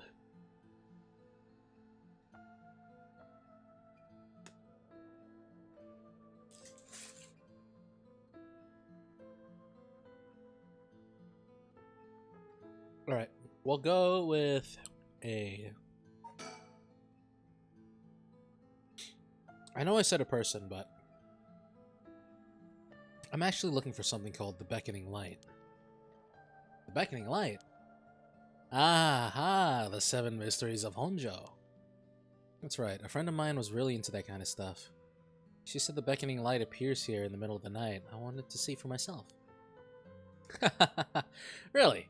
You're the adventurous type, aren't you? Unfortunately, I think you're out of luck. I've been here for a while, but I haven't seen any strange lights. Alright, well, thanks for telling me. But wait just 1 second. There's still time left for it to appear. Why don't we wait together? Thanks, but I think I'm good. Really? Well, I'm sorry I couldn't be of any more help.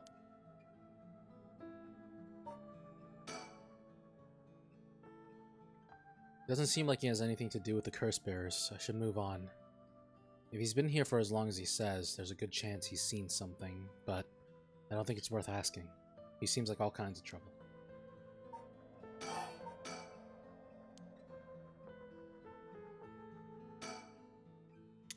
Ah, that's right, I meant to ask. Do you have a light on you? A light? You mean for cigarettes? Well, I've got this cheap one I picked up, but that's it. Oh, no. This'll do nicely. Are you sure?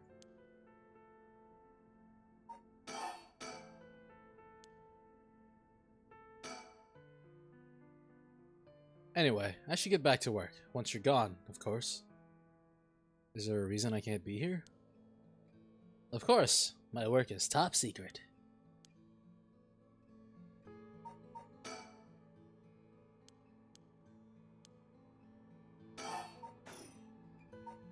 Can I not use the lighter for him?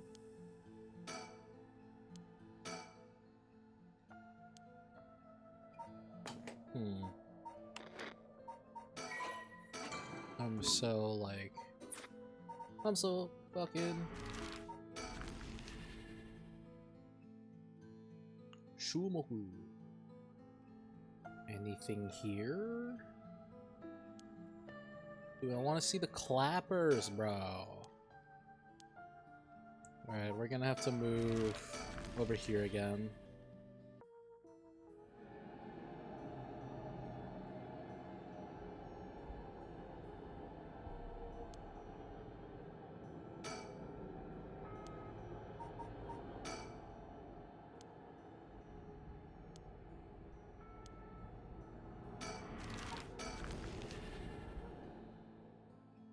I don't know what to do there. I'm kind of scared.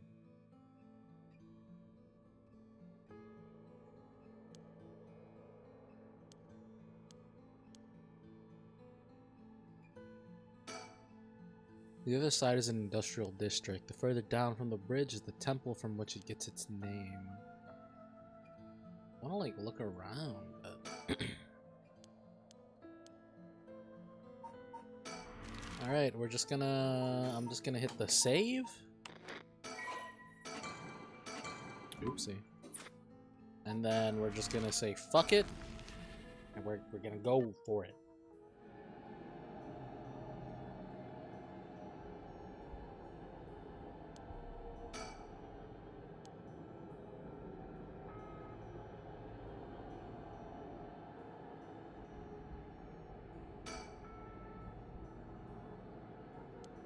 Is that curse echo what is causing the darkness? It doesn't seem hostile. Is it trying to tell me to come closer? What should I do?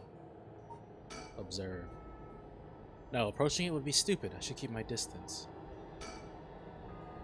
There's nothing else I can do, though.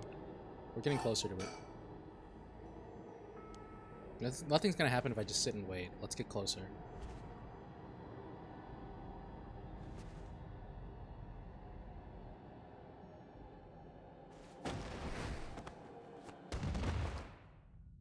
Darn it, now what? This isn't a curse doing this. Somebody's pulling me in. Ah, that hurt. Looks like I'm inside a building? Did it toss me in here? I can't see squat. Is this the same darkness from the curse echo? That's right, I still have the lighter I picked up earlier. Perfect, it works. Now I can make out my surroundings a little bit better. What the? Something... Drat, he's got a light! That ruins everything! Someone there? Are you a curse bearer? It's over! Time to get out of here! What the? Why?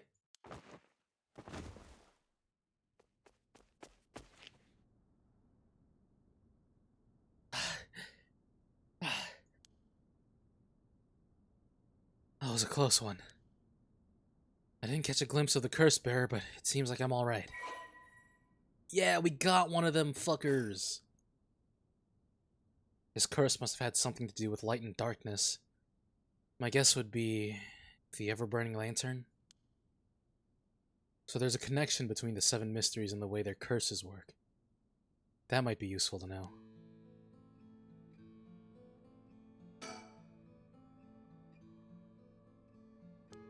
Whew.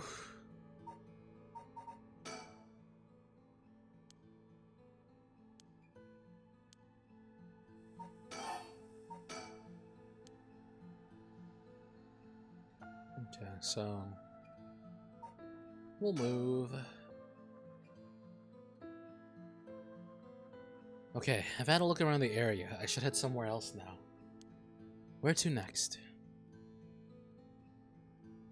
First, around Midoricho Park, at the end of South Waregesui Street, is the Taiko of Sugaru. North of there is a school called Komagata High School at the location of the Fool's Procession. Should be around here. Let's go to Midoricho Park. I'm gonna do these two, and then we'll probably call it a night. This is Midoricho Park, location of the Taiko of Sugaru, one of the 7 mysteries. Huh? Someone's there. 2 men, one middle-aged, the other a young adult, talking to each other.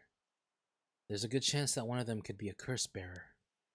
I'll try to scope things out without being spotted. To pick up their conversation from this distance, I'll have to focus in and watch them for a while, I think. If it looks like I'll be spotted, I'll quickly hide behind a tree to move out of the line of sight. Oh. Huh? They were supposed to be around here, but I don't see anyone, boss.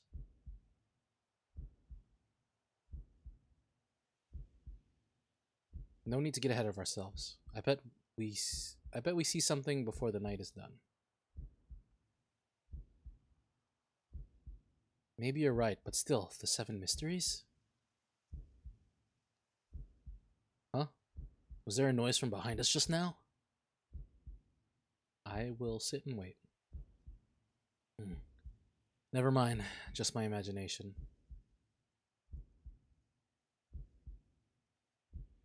But does the curse really let you kill someone with an object like that?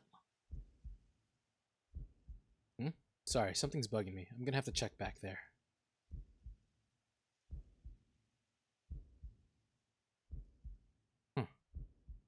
Nothing. I guess this place is just keeping me on edge. Oh, he got me! Fuck!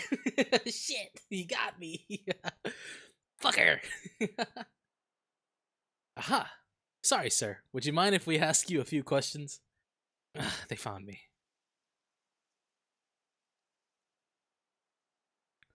Oh, you two are police officers. Haha, people often say we don't look it. Sorry if we startled you. I'm sure there's no problem, but we'll have to ask you some questions, as procedure. Oh, I'm Jun Erio. I'm from the Metropolitan Police Department, Investigative Division. And this old guy with the scowling mug is Chief Inspector Tetsuo Tsutsumi, my superior officer. You wouldn't guess from that frown, but he actually has quite the sweet tooth. Erio, quit blabbering.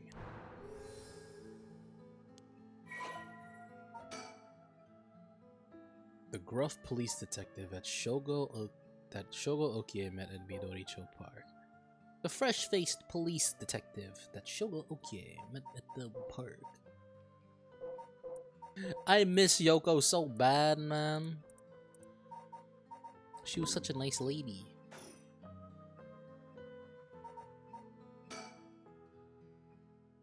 Why do you keep pouting your lips like that, dude? Now first, can you show me some ID with your name, address, and occupation? I'll be okay. I'm better off just going along with it. Wow, you work for Hihaku Soaps. I hear they've been raking it in lately. That true? I don't know much about that. I'm just a recent hire. People are loving that new hair product you have. I use it all the time myself. Thank you for your patronage. Erio, you use hair products. Get with the times, boss! Guys nowadays all use these things. Isn't that right, Mr. Okie? Yeah, sure. We even make men's cosmetics now. That's so. What a time we live in. Sorry, boss. Boss is the kind of caveman who thinks only using a bar of soap for all his washing makes him cool or something. I don't think that, I just don't care enough to use anything else. Actually, we do have all-in-one soaps for that purpose. There are plenty of people like you. Ha! Hear that, Erio? That's what I'm talking about. You should put out more of those. Aren't you riled up? Uh-oh, they're detectives. They're not investigating the corpse that was here, are they? No, I'm still fine anyway. It's not like a curse could show up as evidence in a police investigation. I can hardly believe how calm I am. I just need to keep a cool head and not panic.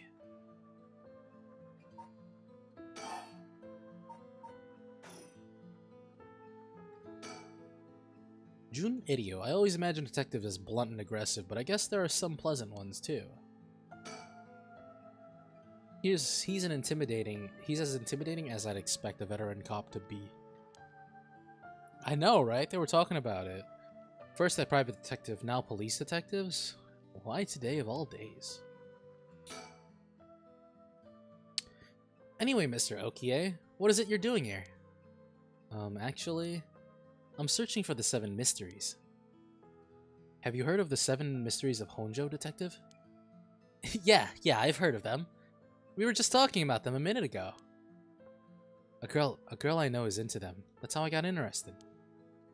I see. I seem to remember even Midoricho Park had one of the mysteries associated with it. What was it again?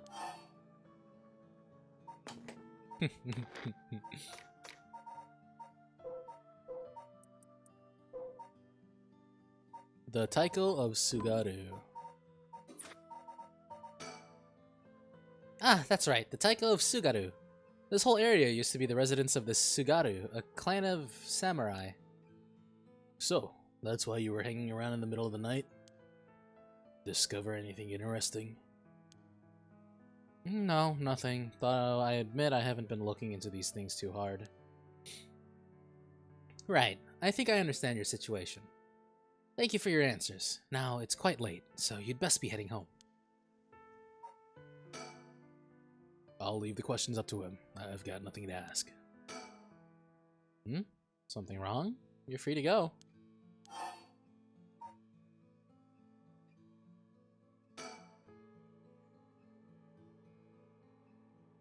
The detectives show no sign of leaving. I don't have conclusive proof that they're curse bearers either. The risk is too high for me to stick around talking to them for long. I see. Well, I'll be going now. Take care. While I'm fairly sure one of them is a curse bearer, getting them to leave will be hard. Maybe I should go somewhere else before they get any more suspicious of me.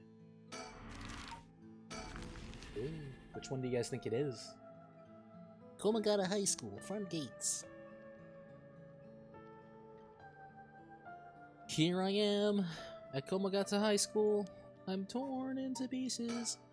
Schools sure are spooky at night. Curses aside, something about it just gives me the creeps. Let's see here. Ah, someone's there!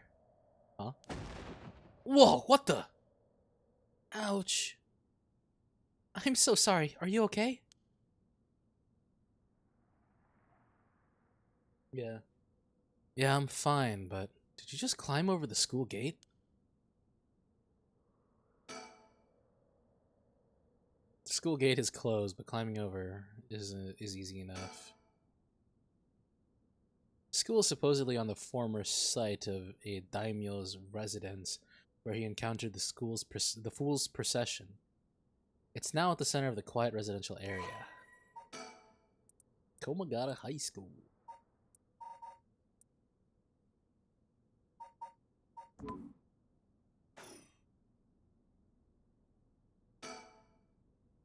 A girl in a school uniform came climbing over the front gate. She must be a student here.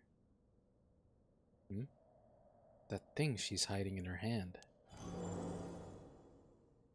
No doubt about it. That's a curse stone. This girl is a curse bearer.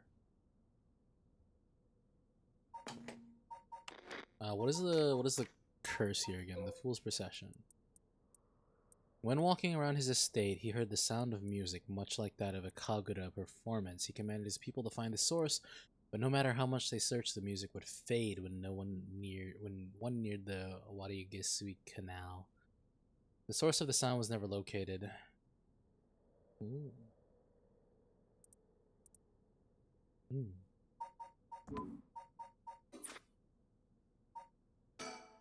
That girl, if she's a curse bearer, that means I'll have to kill her. Maybe. Because there's more than 7 curses, right? And we killed a curse bearer and it gave us 30%. So we only have to kill like 3.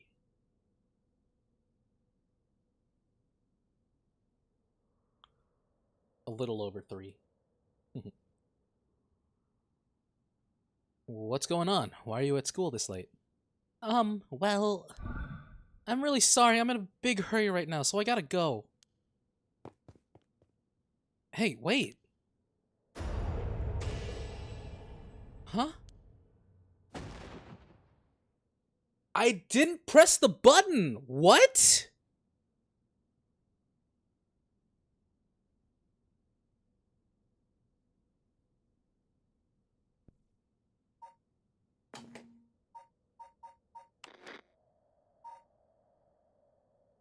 Is there even a point for that button to exist?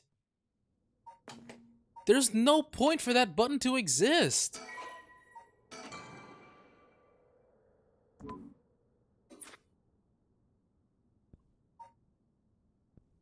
Hold on, I gotta test this shit out.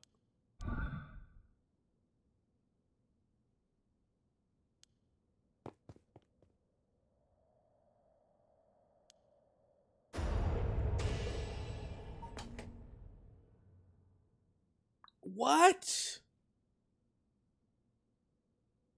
That is so dumb.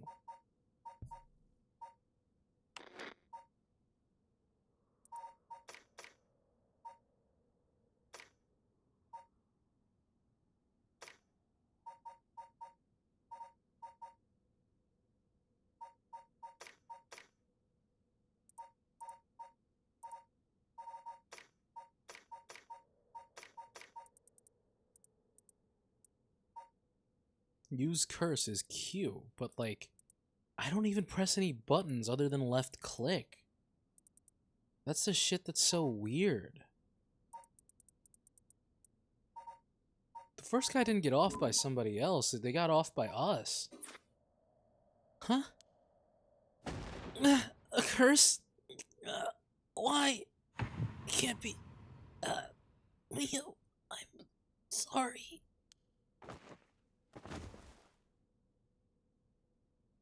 Oh my goodness.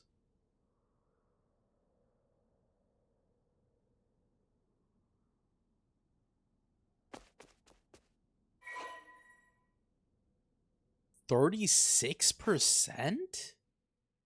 Oh my god. I have a feeling that this is one of those, like, in the first playthrough, like, a lot of stuff is scripted. And then, like, it's gonna be like, okay, now you can play it again, but now you actually have free choice or something, you know? I have a feeling it's like that. I killed her. Yes, I got a curse bearer. This is working. I just have to keep it up. How many more do I need? 1? 2? That's fucked up, man. You just killed a fucking schoolgirl. She was probably like 14, dude. What the hell? Alright, on to the next one. First, the one-sided read by Ryugoku Bridge. Then the Evergreen Beach at the former Yasuda Gardens along the Sumida River. Finally, Sumida River.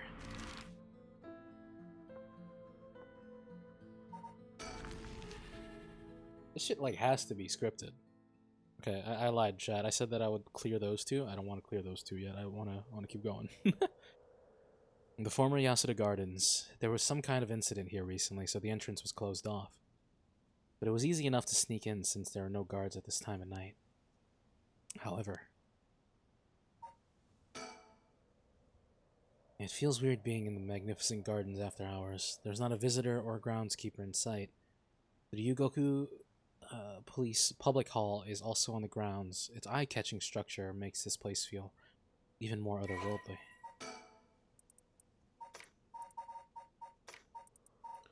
Like, look at all this, you know? Like, there's gotta be more.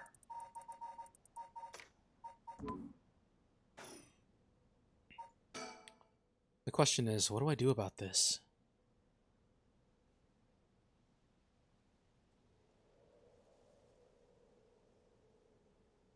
Yo, wait. I'm gonna just look the other way.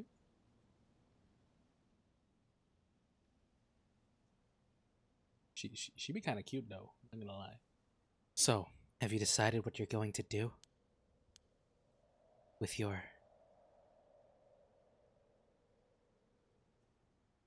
oh so precious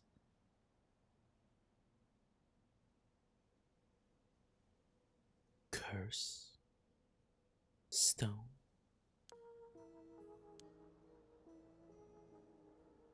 Yeah. As soon as I snuck into the gardens, a woman inside called out from behind me. Oh shit, she kinda... I've been waiting for you. I have a curse stone. Her sudden proclamation had me at a loss for words, so the woman continued. I have you in a position where I can use my curse on you, whenever I please. If you hand over your curse stone, I will at least spare your life. In that moment, all I could squeeze out in reply was, let me think about it. Which brings us to now. Alright.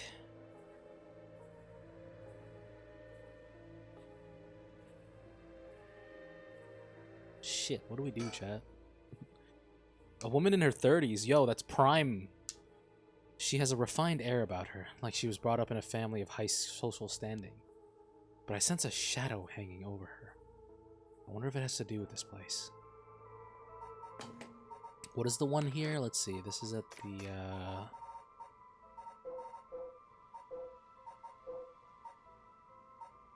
the Evergreen Beach.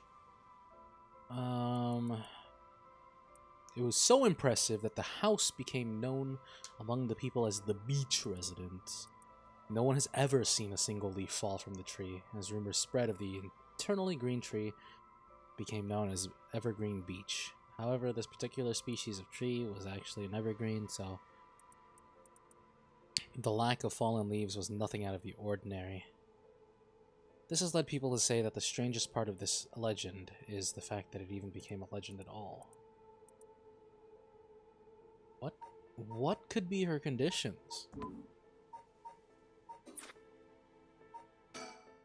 Damn it, did I expose myself somehow?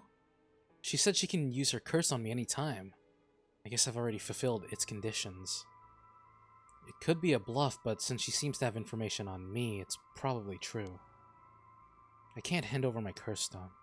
I need to figure out how her curse is activated and find a way out of here.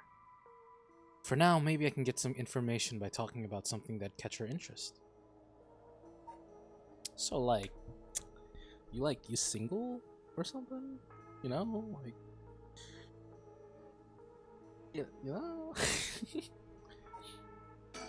We'll talk to her. Don't tell me you still haven't made up your mind. Such an indecisive man. Wait, I might hand over my cursed stone depending on certain things. Will you hear me out for a moment? Sure, go on. If we're going to talk, we should get to know each other better. My name is Stop. Huh? Let's not do that, alright? If I know your name, I might start to feel sorry for you. And have a harder time killing you. You would? Don't you think? 7. Is she counting down? Oh, or no, hold on, guys. Or gosh. Uh-oh. If you take my curse stone, what are you going to do with it? With your curse stone? It's brimming with soul dregs, isn't it? It's already killed so many, no? How does she know so much? I'd like to avoid such crude methods myself. 6. Oh no, how are we gonna get ourselves out of this one, chat? Oh man. She's about to Makima me for real, for real.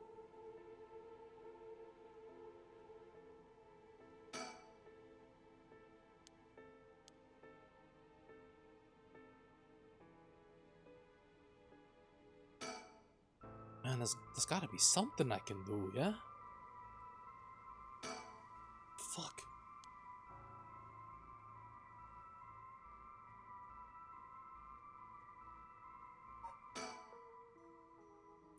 What condition have I fulfilled since the moment I stepped foot in here?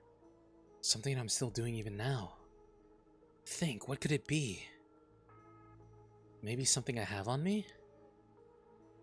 If I suddenly stripped naked on the spot, I just might be able to avoid her curse.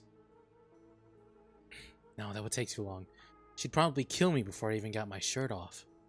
Plus, I'd look like a creep. The other possibility is that the condition has to do with the location we're in. If being here is what activates the curse of the Evergreen Beach, then I'll continue to meet that condition as long as I'm here, in which case there's no escape. She'd activate her curse before I ever got away from the gardens. I'm sure I'd recognize it after setting it off, but it's not like I'd get to do things over.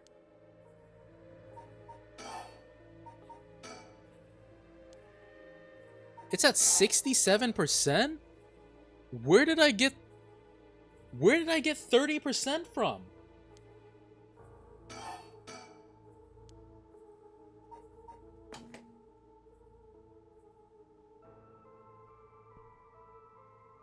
Okay, chat. I think the way that her thing is activated is by talking to her. She's been counting down every time that we've spoken to her.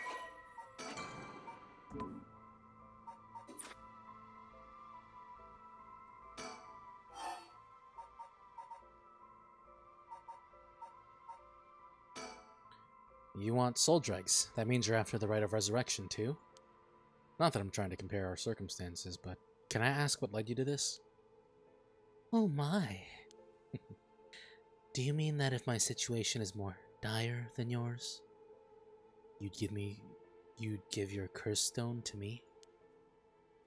Sure, I'd consider it, so tell me. Liar. Huh? You wouldn't hang your fate on something as superficial as that. Nor would I. 5.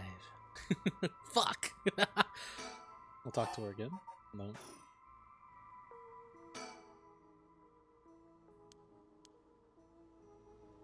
Okay, after every conversation, I'm gonna look around.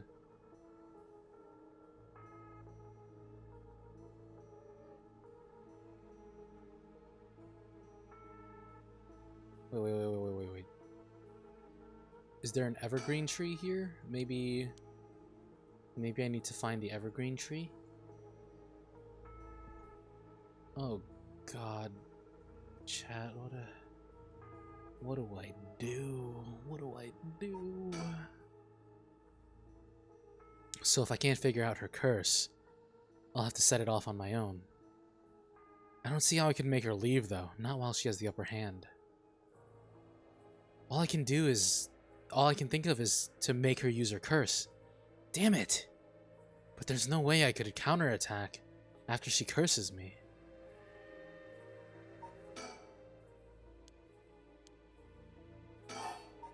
What if I, like, light her dress on fire or some shit?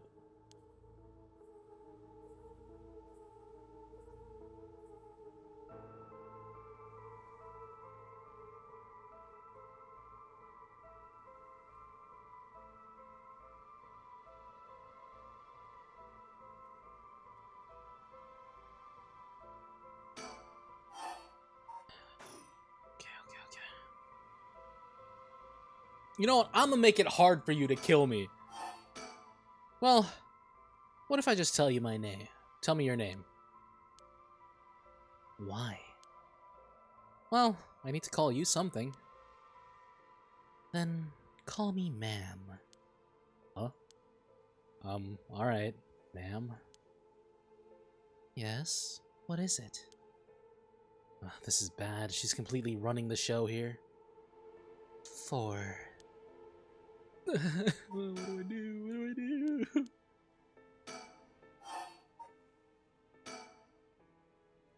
I've had enough.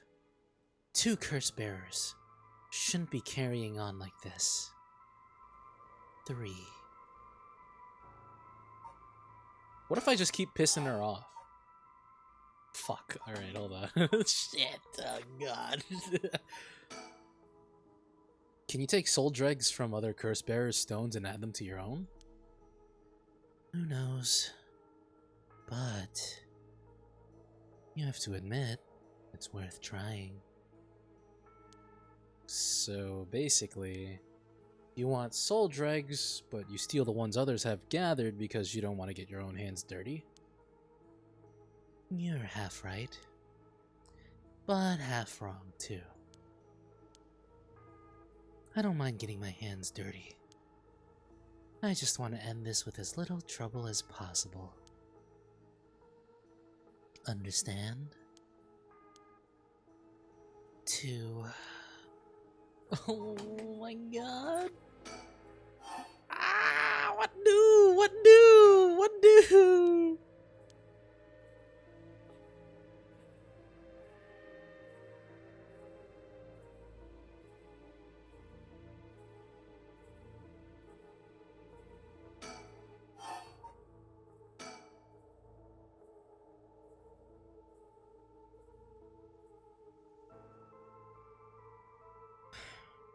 My son. What? He'd be in 6th grade now. If he were still alive.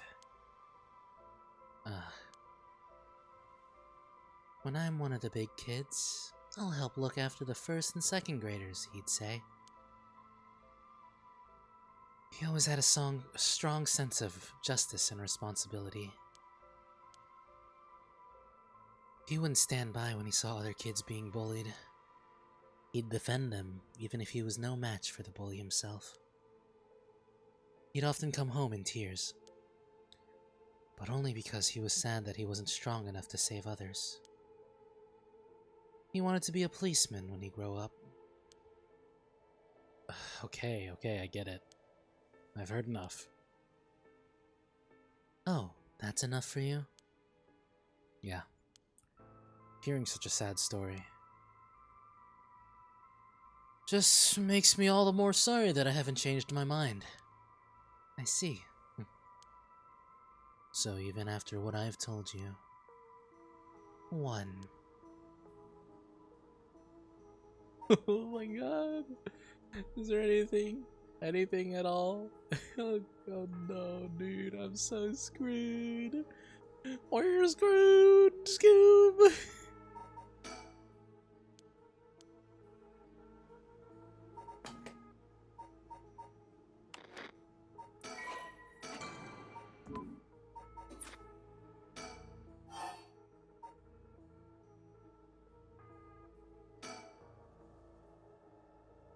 You still won't hand it over?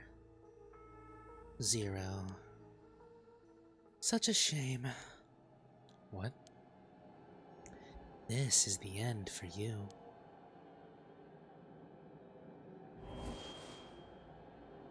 Farewell. No! Fire! Fire! It's so hot! It burns! Fire? Fire! Oh, of course! That's what it was! Ah! That guy! Damn it! He must have been following me! But it's already too late. Fuck. Shogo Okie, deceased.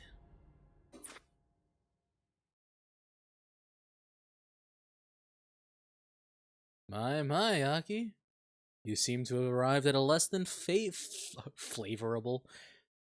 Whole horse got us in the end, bro. That woman was his stand. You seem to have arrived at a less than I said it again. Favorable result.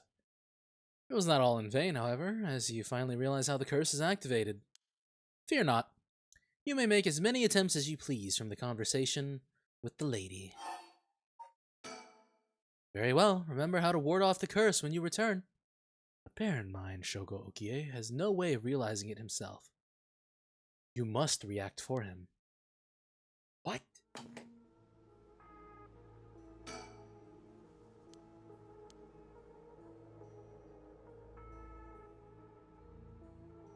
Why is the angle like this?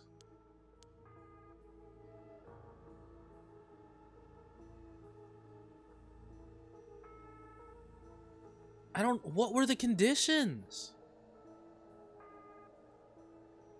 Maybe she's not a curse bearer. Okay, hold on.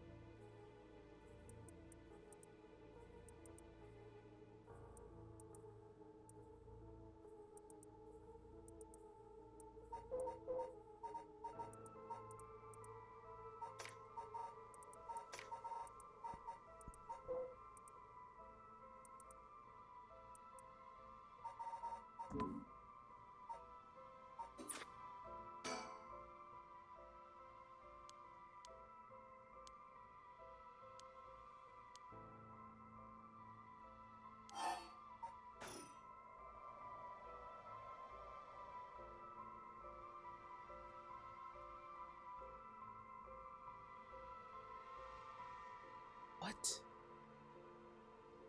do you mean, dude?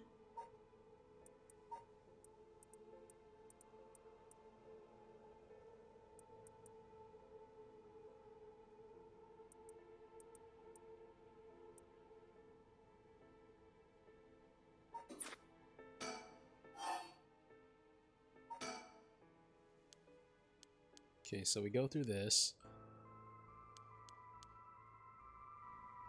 7.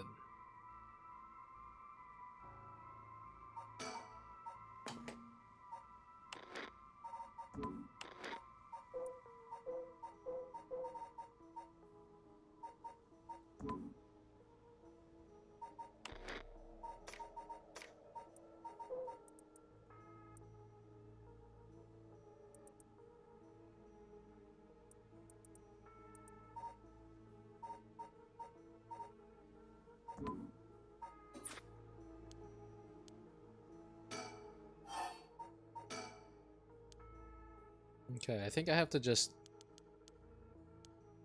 go through the conversations. She's like suddenly taller. We're gonna do the Rite of Resurrection. And get her to talk more about her son.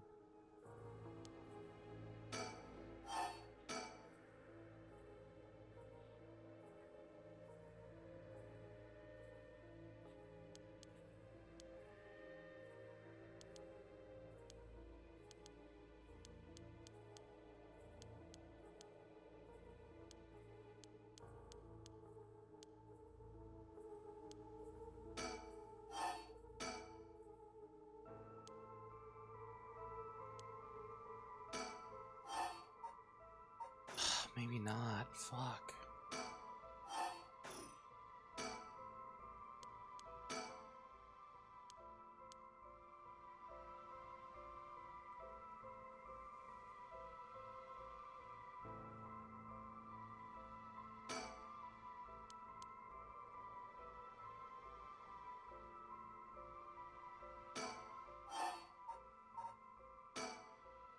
Okay, let's do the curse stones.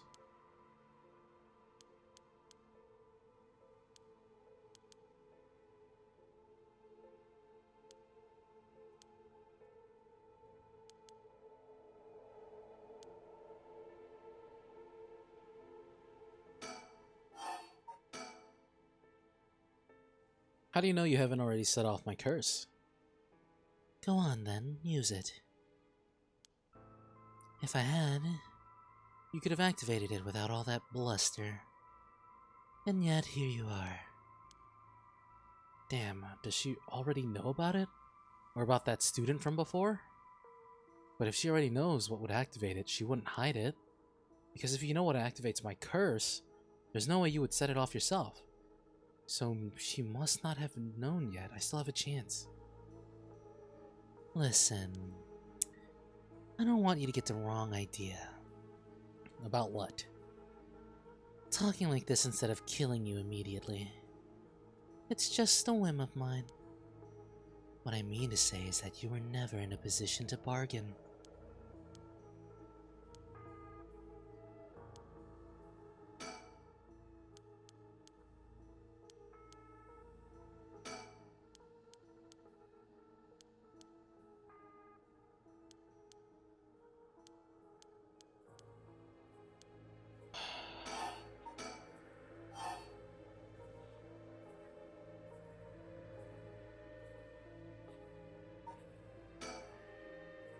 Huh?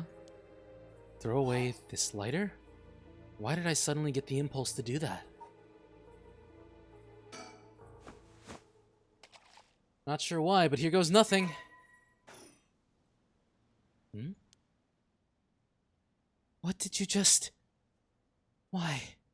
Why throw your lighter away all of a sudden? Huh? Well, I just kind of felt like it. How? Why is she losing it all of a sudden? Could that lighter have been what fulfilled the condition of her curse? But why? How did I...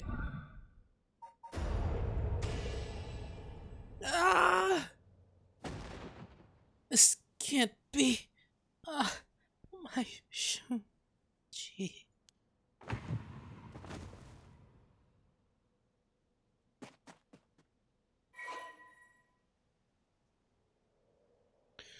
Oh, okay. I see now.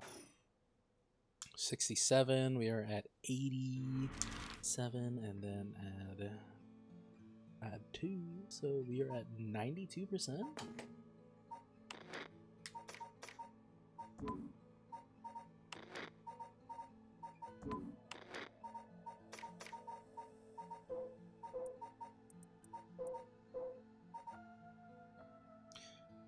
Yeah, that's what I thought too at first. So I was like, what the fuck do you mean, man?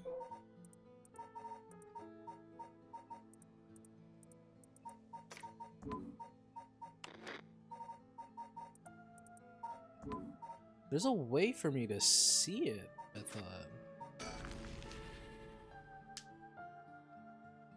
Ryogoku Breedage.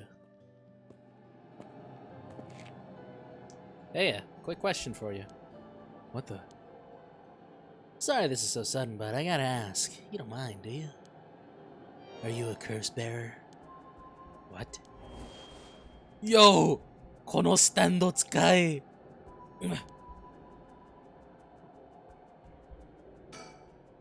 Is this his curse echo? The large bridge here is called Ryogoku Bridge.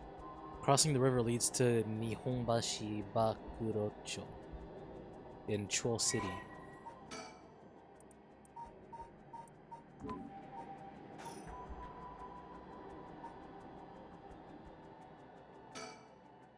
Making it obvious that he's a curse bearer himself. What's he trying to pull?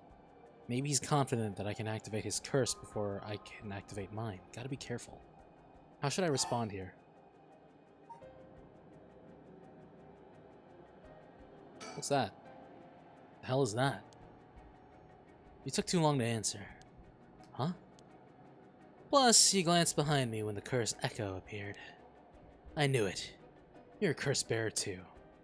You can stop trying to hide it. Not that you were doing a very good job. Damn it. Yeah, you're right. I appreciate the honesty. I just want to have a nice, calm little chat. The name's Yutaro Namigaki. My curse echo is the foot washing mansion. Oh, so you're not the Reeds one.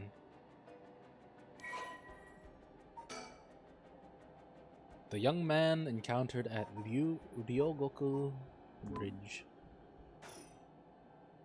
A chat?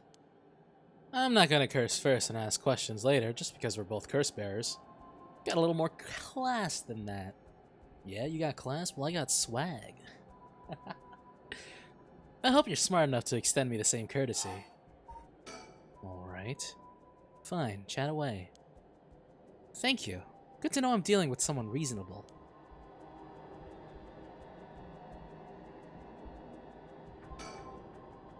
The canal where the one-sided reed grew is supposed to be around here somewhere, but now there's no trace of it left. Who the fuck are you? What the? How did you... Oh, don't mind me. Yutaro said he wants to talk. You better answer quickly before, well, you know what. Oh, don't mind me. Good night, soul. Okay, so... obviously, we're gonna need to do something about that woman behind us. Because the story is about a woman who got half her limbs chopped off and whatnot. So let's talk first. Alright, let's talk. What do you want? Right, I'll cut straight to the chase. Will you join forces with me? Join forces? To gather soul dregs? Yep, you're using your curse because there's someone you want to resurrect too, right? In that case, it'd be more effective for the two of us to work together than to do it all yourself. Think about it, we could split the work and we'd have two kinds of curses at our disposal. Working together. Hadn't thought about that before.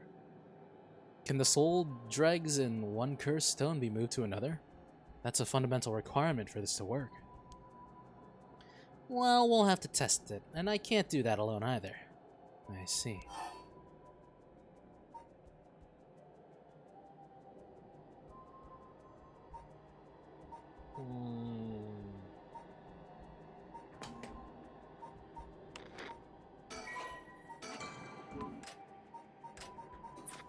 Fine. Alright then, if working together helps us. Both get what we want, maybe it's not a bad idea. Thanks, glad to be dealing with someone who can think things through rationally. But there's something I need to know in advance. Tell me, how many soul dregs do you have right now? Right, I have some, of course. I am more than competent, after all. I'm asking you how many. I'm at 1%, but don't worry about it. My curse is so easy to activate, I'll have plenty in no time. I bet you haven't managed to get any on your own, have you? I'm at 92%. Huh? Say what? That's the amount of soul dregs I have in my curse stone right now. What? Wait, are you serious? You're not even close to being on my level. I'll keep gathering soul dregs on my own. Let's forget all this joining forces business. You've got to be kidding me. I call your bluff. Don't think you can scare me off so easily. I see.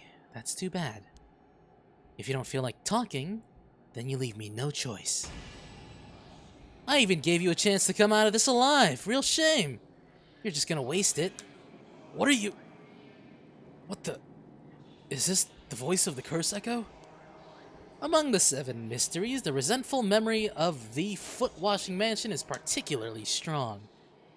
You can't block it out by plugging your ears. As soon as you hear the voice of my curse echo, it's the end for you. Damn it. Fuck. Shogo Okie deceased. Damn, after I talked all that mad shit too. You seem to arrive at a less than flavorable result. This is mere conjecture on my part, but you have a way to evade curses that no one else is capable of, do you not? Huh? Fear not. You may make as many attempts as you please from the conversation with Yutaro. Very well. Remember to ward off the curse before it is activated. But bear in mind, Shoko Okie has no way of realizing it himself, so you must react.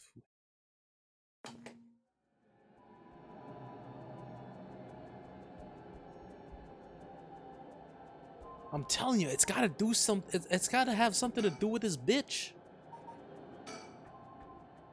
Whoa, there's a woman behind him. What does she have to do with this? Are the two of them gathering soul dregs together?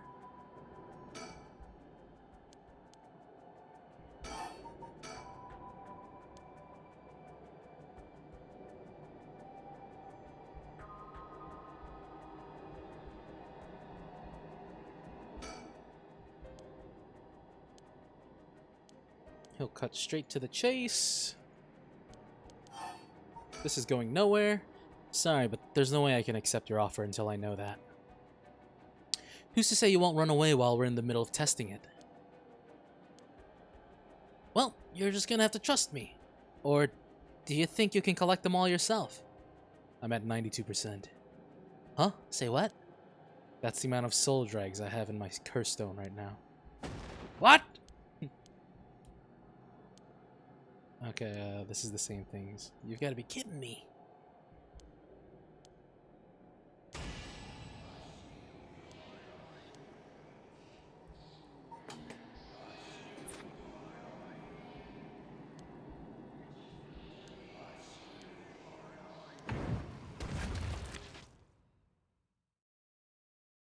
Okay. Hold on. Hold on. I'm coming up with an extremely stupid idea.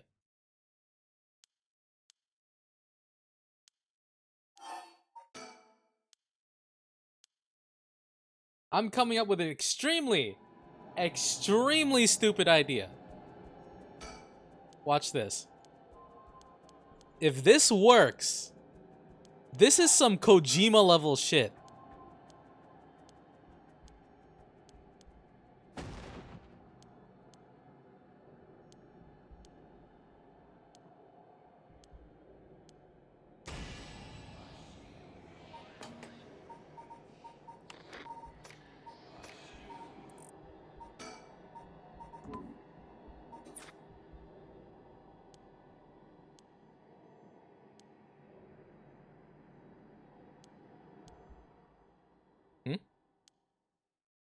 A voice? I don't hear any voice. Oh my goodness, dude. You're kidding me. Unreal. What? There's no way.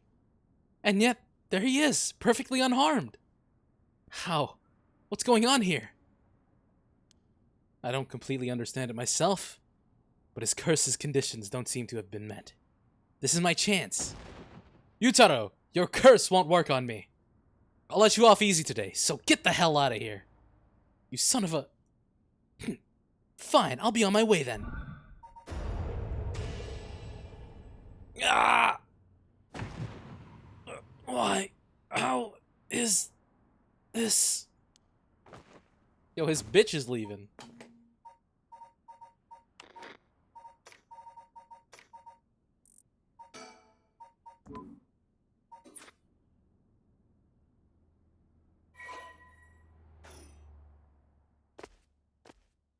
Never need a bitch, I'm what a bitch need. That's what he said.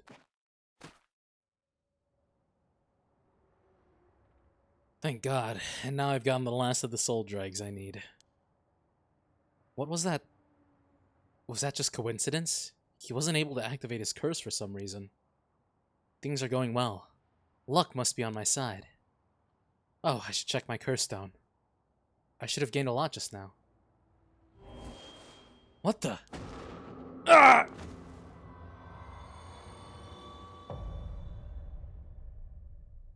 And he's dead.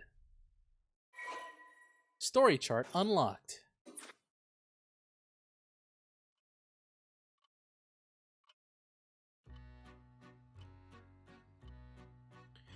Pardon the interruption, but I'd like to take this chance to tell you about the story chart.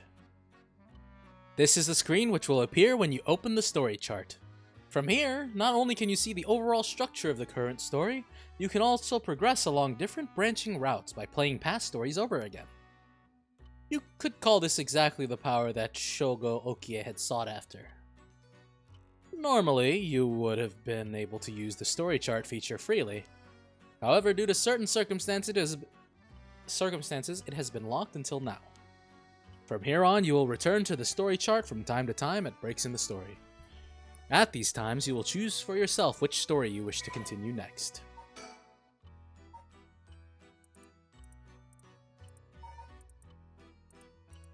Story chart button on the menu to quit playing a chapter and return to the story chart. If you quit midway through a chapter you haven't finished, you'll have to restart again from the beginning. Completed chapters can be resumed from various points in the chapter. The game will not return to a previous game state when resumed. If you return to the story chart by using the suspend command that appears at certain points, it is the same as quitting and returning to the story chart. There are two phases that must be completed to fully complete a chapter. If a chapter is finished while there are still tasks to be done, the chapter will not end, but will remain incomplete. By the way, should you use the story chart to replay a past event, do you know what you must do and where? Of course you do. After all, you've gotten this far. What trigger did Yoko Fukunaga set off that led to her dying the way she did? You've come this far several times, so I have every confidence you will be all right. As long as you make sure not to do that thing. However, like with the lighter and voice earlier, Shogo Okie has no way of knowing that himself. Ah, on that note, I am curious. Have you determined how many people Shogo Okie has killed with his curse? So he's killed Takumi, the guy that tried to kidnap us,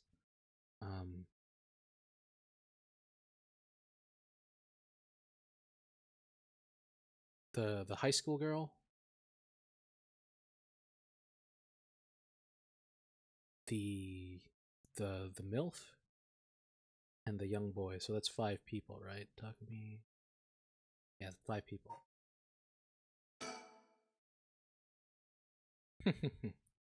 I see, I see. So that is your understanding of things. As it turns out, the correct answer is 2. Fuck, that's right. Cause cause there was times where it was triggered on its own. Well, that is all. You motherfucker. Please continue the story at your leisure from the story chart screen.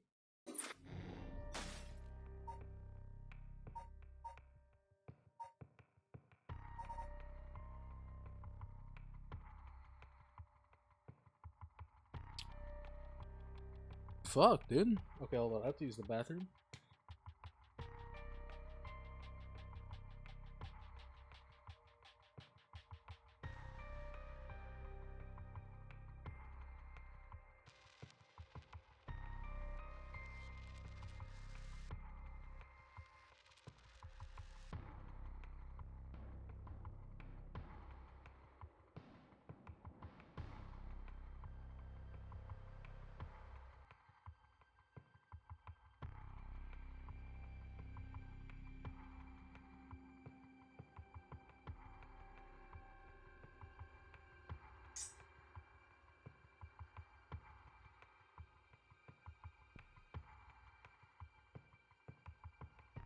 Okay. I'm genuinely surprised that fucking, you know, that,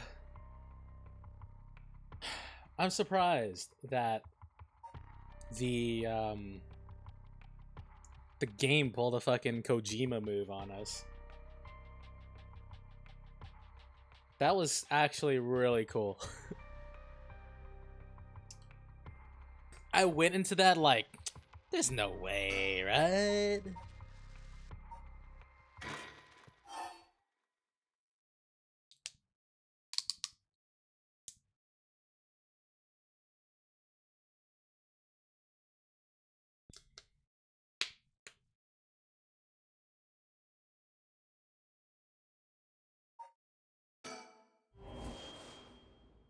Let's see if I can do something from here. Yoko, are you okay? Ah.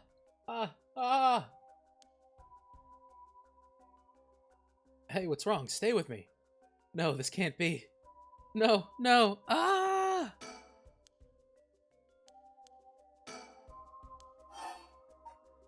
Keep yelling her name. Huh? What?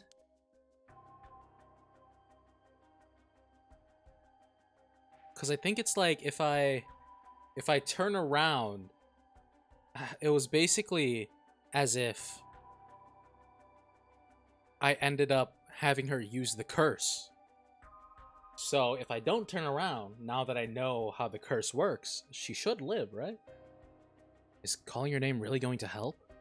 I'm already yelling as hard as I can. Shouldn't I look for what's causing this? There's nothing there! Yoko! Hang in there, Yoko! Look at me! You're going to be okay! It's alright! There's nothing there! Yoko!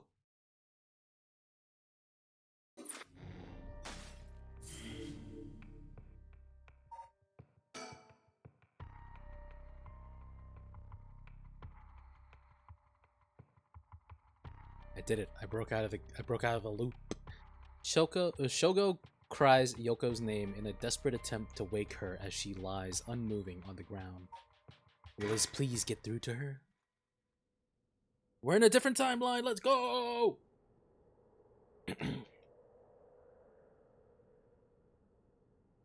Mm-hmm.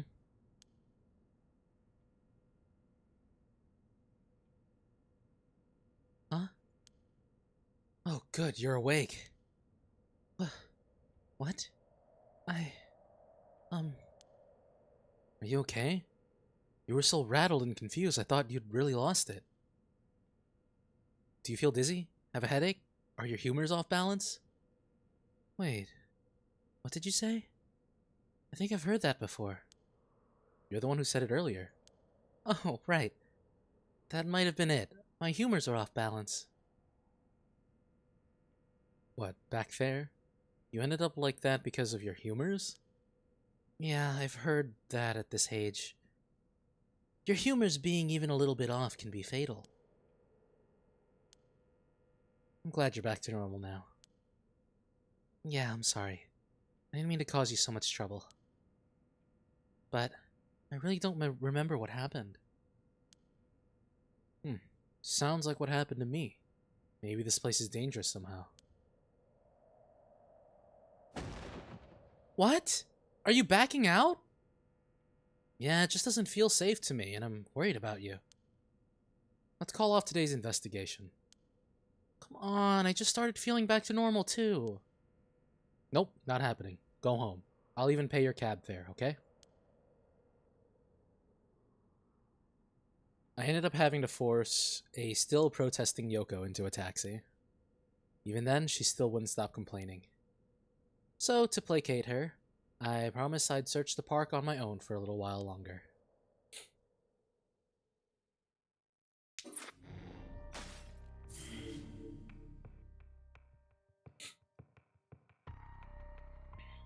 The timeline has changed. We saved Yoko.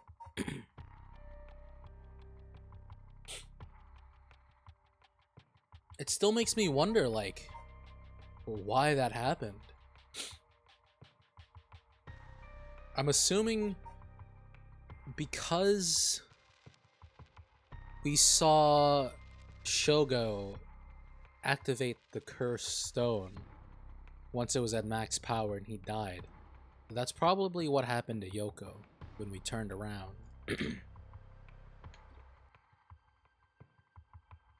And then the curse activated itself, because that's what it's been doing to us. Because something is forcing the curse to happen. Worried about Yoko after her bizarre incident, Shogo decides to call off their investigation into the mysteries for the night. Despite her stubborn objections, he manages to persuade her by offering to continue the search on his own.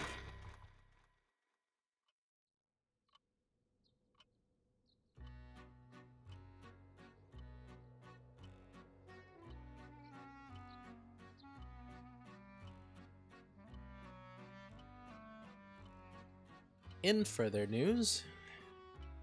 Aw, fuck, he dies anyways. Before dawn today, a police officer on patrol discovered a man collapsed in a Sumida City park. The man was taken to the hospital, but his death was confirmed shortly after. Fuck. Investigations are still underway, but police suspect a connection to the other unexplained deaths found in the area at around the same time.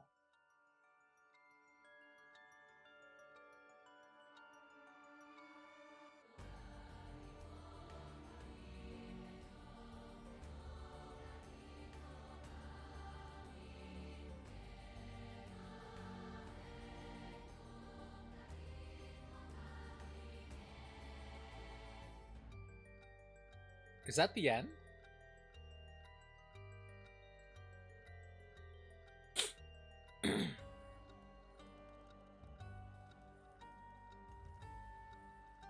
I checked how long to beat Paranormasight, and it says around 15 hours, and I don't think it's been 15 hours, guys. So, there's definitely more to this. Maybe this is like an opening credit, you know? Yeah. Well done in your efforts thus far. This brings Shogo Okie's story to a close. Ah, but this is not the end. Far from it. In fact, this is where the story finally begins. Yeah, it's the opening credits. The routes of the three protagonists have now been unlocked. Harue Shigima. Damn, we get to play the mommy for real? Shit, fuck. A woman who lost her son when he was kidnapped and moited. Tetsuo Tsutsumi, the chief inspector of the 1st Investigative Division, who is looking into the death of an officer in the line of duty. Hell yeah, and we get to play dad? Yako Sakazaki, a high school girl who wants to bring her friend back from the dead, a girl who died in a suspicious suicide. Each of them is burdened with circumstances that leave them no choice but to seek the right of resurrection. Following these three storylines will reveal the full nature of all that is occurring. With that, please enjoy the continuation of this tale. Yay! Word. So these are our three protags. Mommy, daddy, and daughter. Ah, fuck, dude. Do I want to keep going? I feel like this is a good place to stop. Word up, bird up. Swerve up.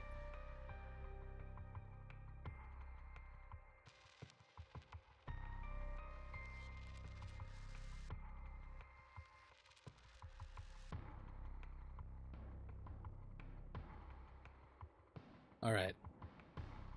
Here's what we'll do. We'll play a little bit of Yako Sakazaki.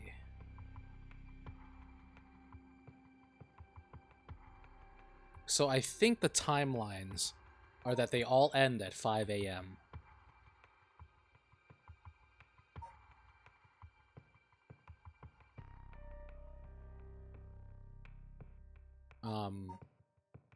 So Yako, I think between this time here, like 3 a.m., that's where her story would have ended had Shogo continued.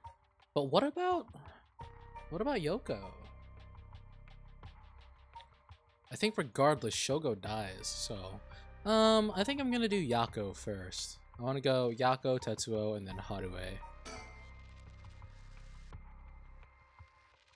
I'm gonna do a few like of these things with Yako, sorry, and then probably call it a night.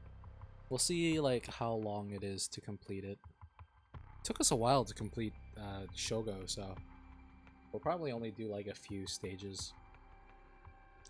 Yako Sakazaki searches for the rite of resurrection, hoping to revive her friend who jumped to her death. To get the information she needs, she meets with her classmate Mio Kurosuzu in their classroom at midnight to attempt using a spirit Kurosuzu? Alright. That's not ominous. Yako at 12 a.m. Komagata High School.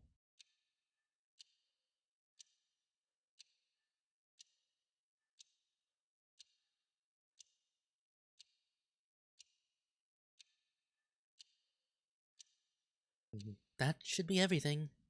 Okay, let's start. Ready for this, Yako? I'm ready. Okay, I'm ready. High school student, Yako Sakazaki.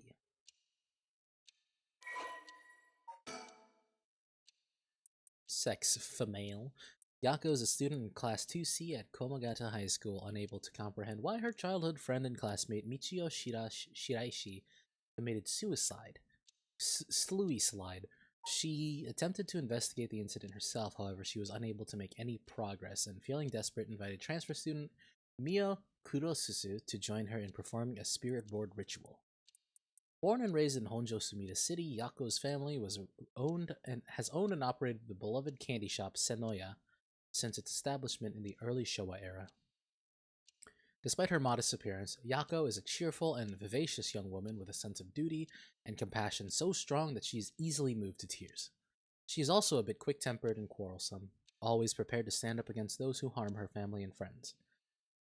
It is possible, however, that this readiness to fight is more driven by an innate love of chaos. Yes! Love a bitch that loves chaos. Yako's winning streak against arrogant boys and scraps since she was a young child remains unbroken, and it is a source of considerable stress for her mother. She's one of those delinquent girls, the type that you call anego. So I'm gonna assume, right, if we're gonna go with the timeline here, it seems that at 5 a.m. only Shogo has been confirmed killed. So chances are these three protagonists that we're going to play have a chance of survival at the end. Alright, let's start. It's Ouija time. This is the spirit board. This is how we'll be communicating. First, we'll both put a finger on the 10 yen coin that's on the board. Like this? Just like that. Relax your finger as much as you can. Now for the chant. Repeat what I say, okay? Oh, Spectre of the Spirit Board, please visit us. Your turn.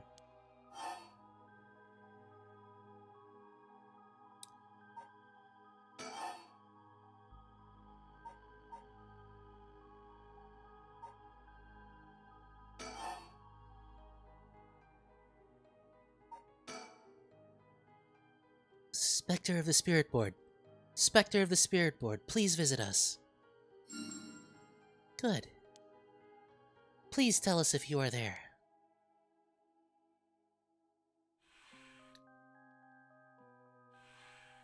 Whoa, it really moved. Looks like we succeeded in the summoning. We can ask questions now. Right, questions. First, with a question you know the answer to and see the response. Then, when you know your questions are being answered truthfully, you ask what you really want to know. Okay, I'll start with something simple.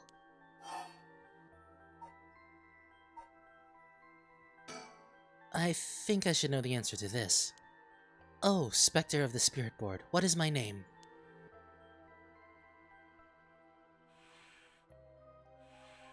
Huh?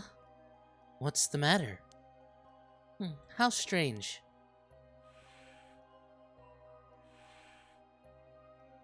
Huh? It told me no. I bet it means it doesn't know. It may be the Spectre of the Spirit Board, but it doesn't know everything. Is this spirit really the real deal?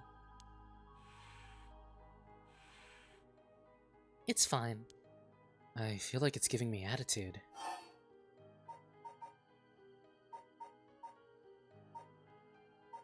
What is this place? Oh, Spectre of the Spirit Board, where are we?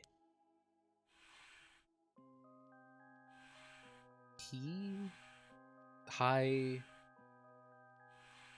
school.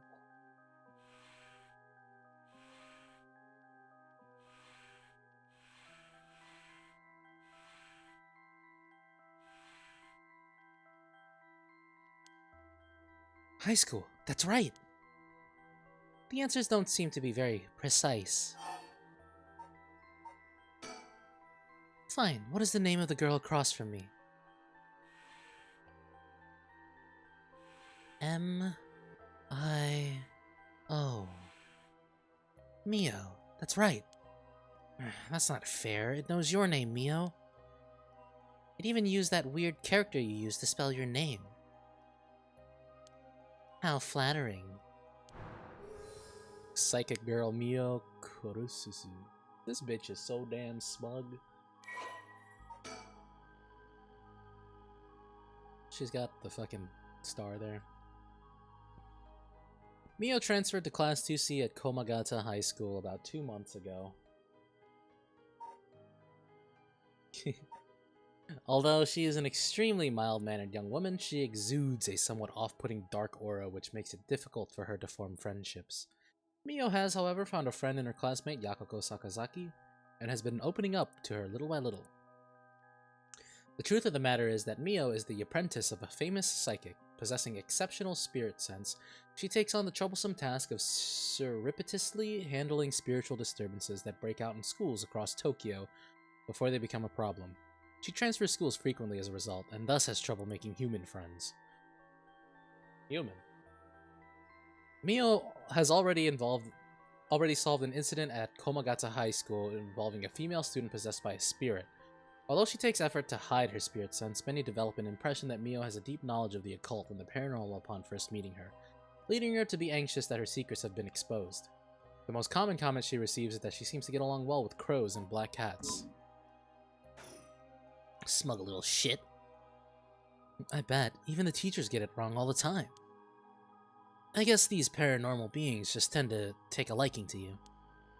Huh. I don't know how I should feel about that. Oh, Spectre of the Spirit Board, are you truly the Spectre of the Spirit Board? No. Huh? It said no. Is it lying? Not quite. The Spectre of the Spirit Board is just a temporary name we call them when using the board. We're actually calling a spirit with a strong tie to this place, or one of the people participating. In other words, a spirit that just happened to be nearby just felt like answering. They don't really think of themselves as a Spectre of the Spirit Board. Oh, really? Huh, feels like some of the mystique has disappeared. Do you mind if I still call you the Spectre of the Spirit Board? Yes? Okay. Thanks. Always good to remember to say please and thank you.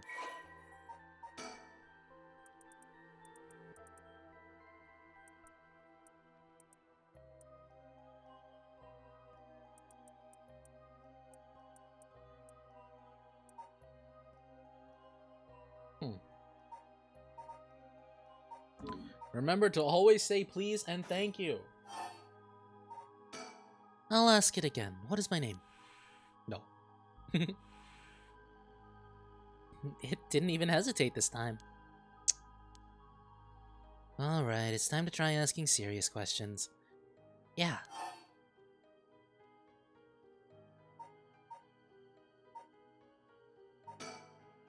Oh, Spectre of the Spirit Board, what is the name of the boy Mio has a crush on? Hey, you're gonna ask that kind of question? Doesn't everyone ask this kind of stuff with spirit boards? Besides, I'm curious. No, no, no, no. Let's not do this. Huh, it said no. Guess that must mean you don't have a crush on anyone. Yeah, that's it. No is correct. Let's move on. Huh? Or maybe... Oh, Spectre of the Spirit Board, do you mean the boy isn't in our class? Wow. Hey, stop that. Don't make me exercise you. If that's the case, then... Oh, Spectre of the Spirit Board, is it a teacher at our school? Ooh. Aw, no good, huh? Yakuko, cut it out already. We made the effort to sneak in at night. We shouldn't waste time with these questions. You've got a point. Okay, here I go. I'll be serious now. Yes, please. Oh, Spectre of the Spirit Board. Did Michio Shiraishi in our class, who died by committing suicide by jumping 1 week ago, really commit suicide?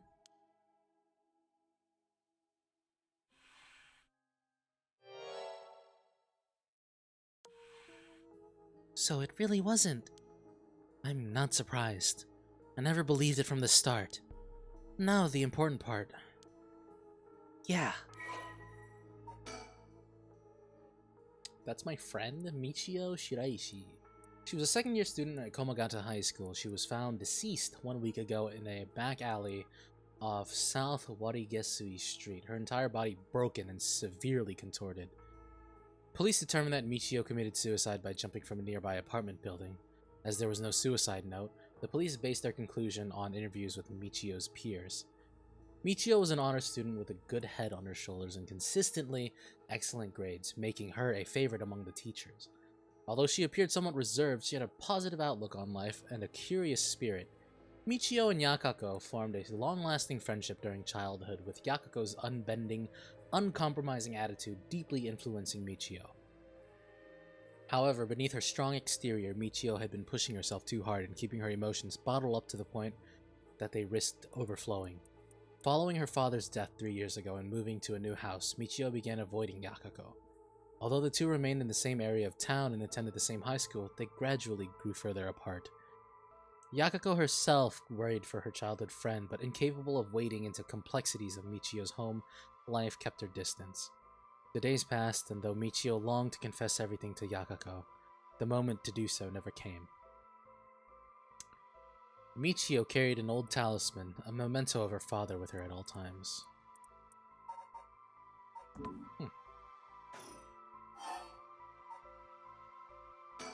Oh, Spectre of the Spirit Board. Did Michio Shiraishi die in an accident? It said yes.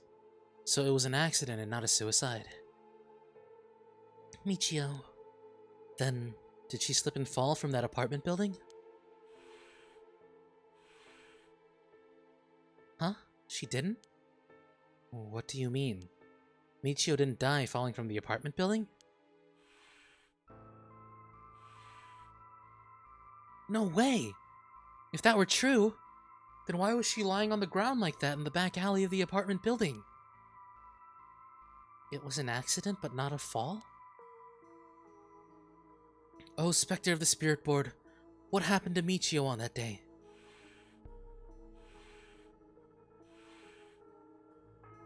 Seems like it doesn't know the details. Then how about... Oh, Spectre of the Spirit Board. We want to use that rite of resurrection to bring Michio back to life.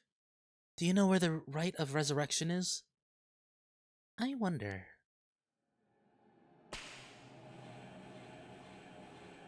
Huh? I got jump scared. Ah! What? What is this? Stop! I'm scared! Mio! Calm down. You can't let go before it's over. Ah! Such deep sorrow. A resentful memory is flowing into my mind. Fool's procession, those who hear it, will fall into the depths of hell. Kill them. Kill them! Those who hear this sound, kill them all! You've acquired the power of the cursed stone, the Fool's Procession. You can use it to kill those who hear the sound produced by the cursed echo for more than 30 seconds. The effect will be negated if you are seen in that time. Oh shit, okay.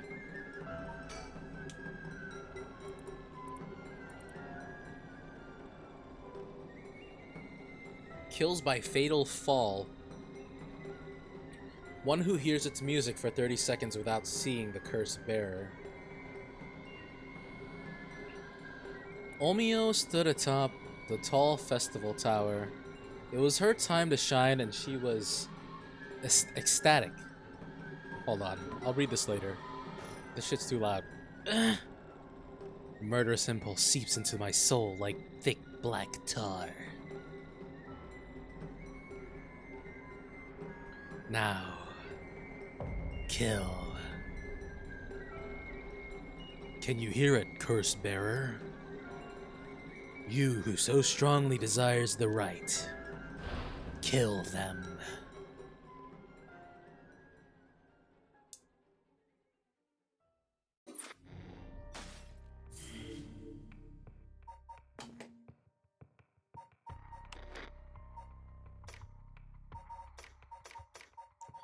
So that was the Fool's Procession. Omio stood atop the tall festival tower. It was her time to shine and she was ecstatic.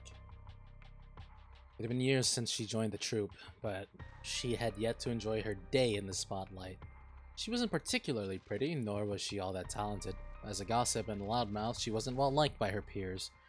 Some of the other girls thought of her as a teacher's pet and bullied her. I don't care about them, she thought. I'll use this chance to make something of myself. Everything was perfect. She wore a beautiful kimono and an okame mask over her face. The stage was set, the accompaniment began. She danced with everything she had.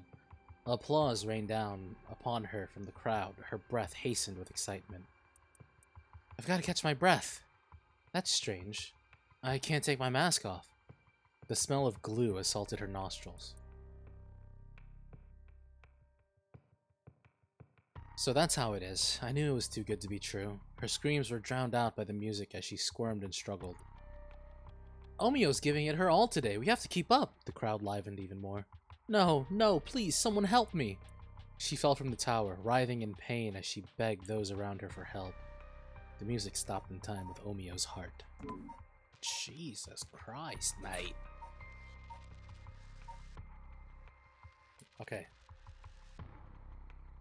With that, I think I'm gonna call it a night, chat. It is 2:30, which is when I would usually end stream. So yeah, very, very excited about this game.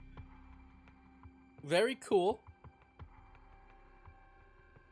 And, man, did you... We witnessed a lot of death today. Alfred... Mishima, Yoko, Shogo, Harue, Yakako. What? Me exit. Oh yeah, I should save, shouldn't I?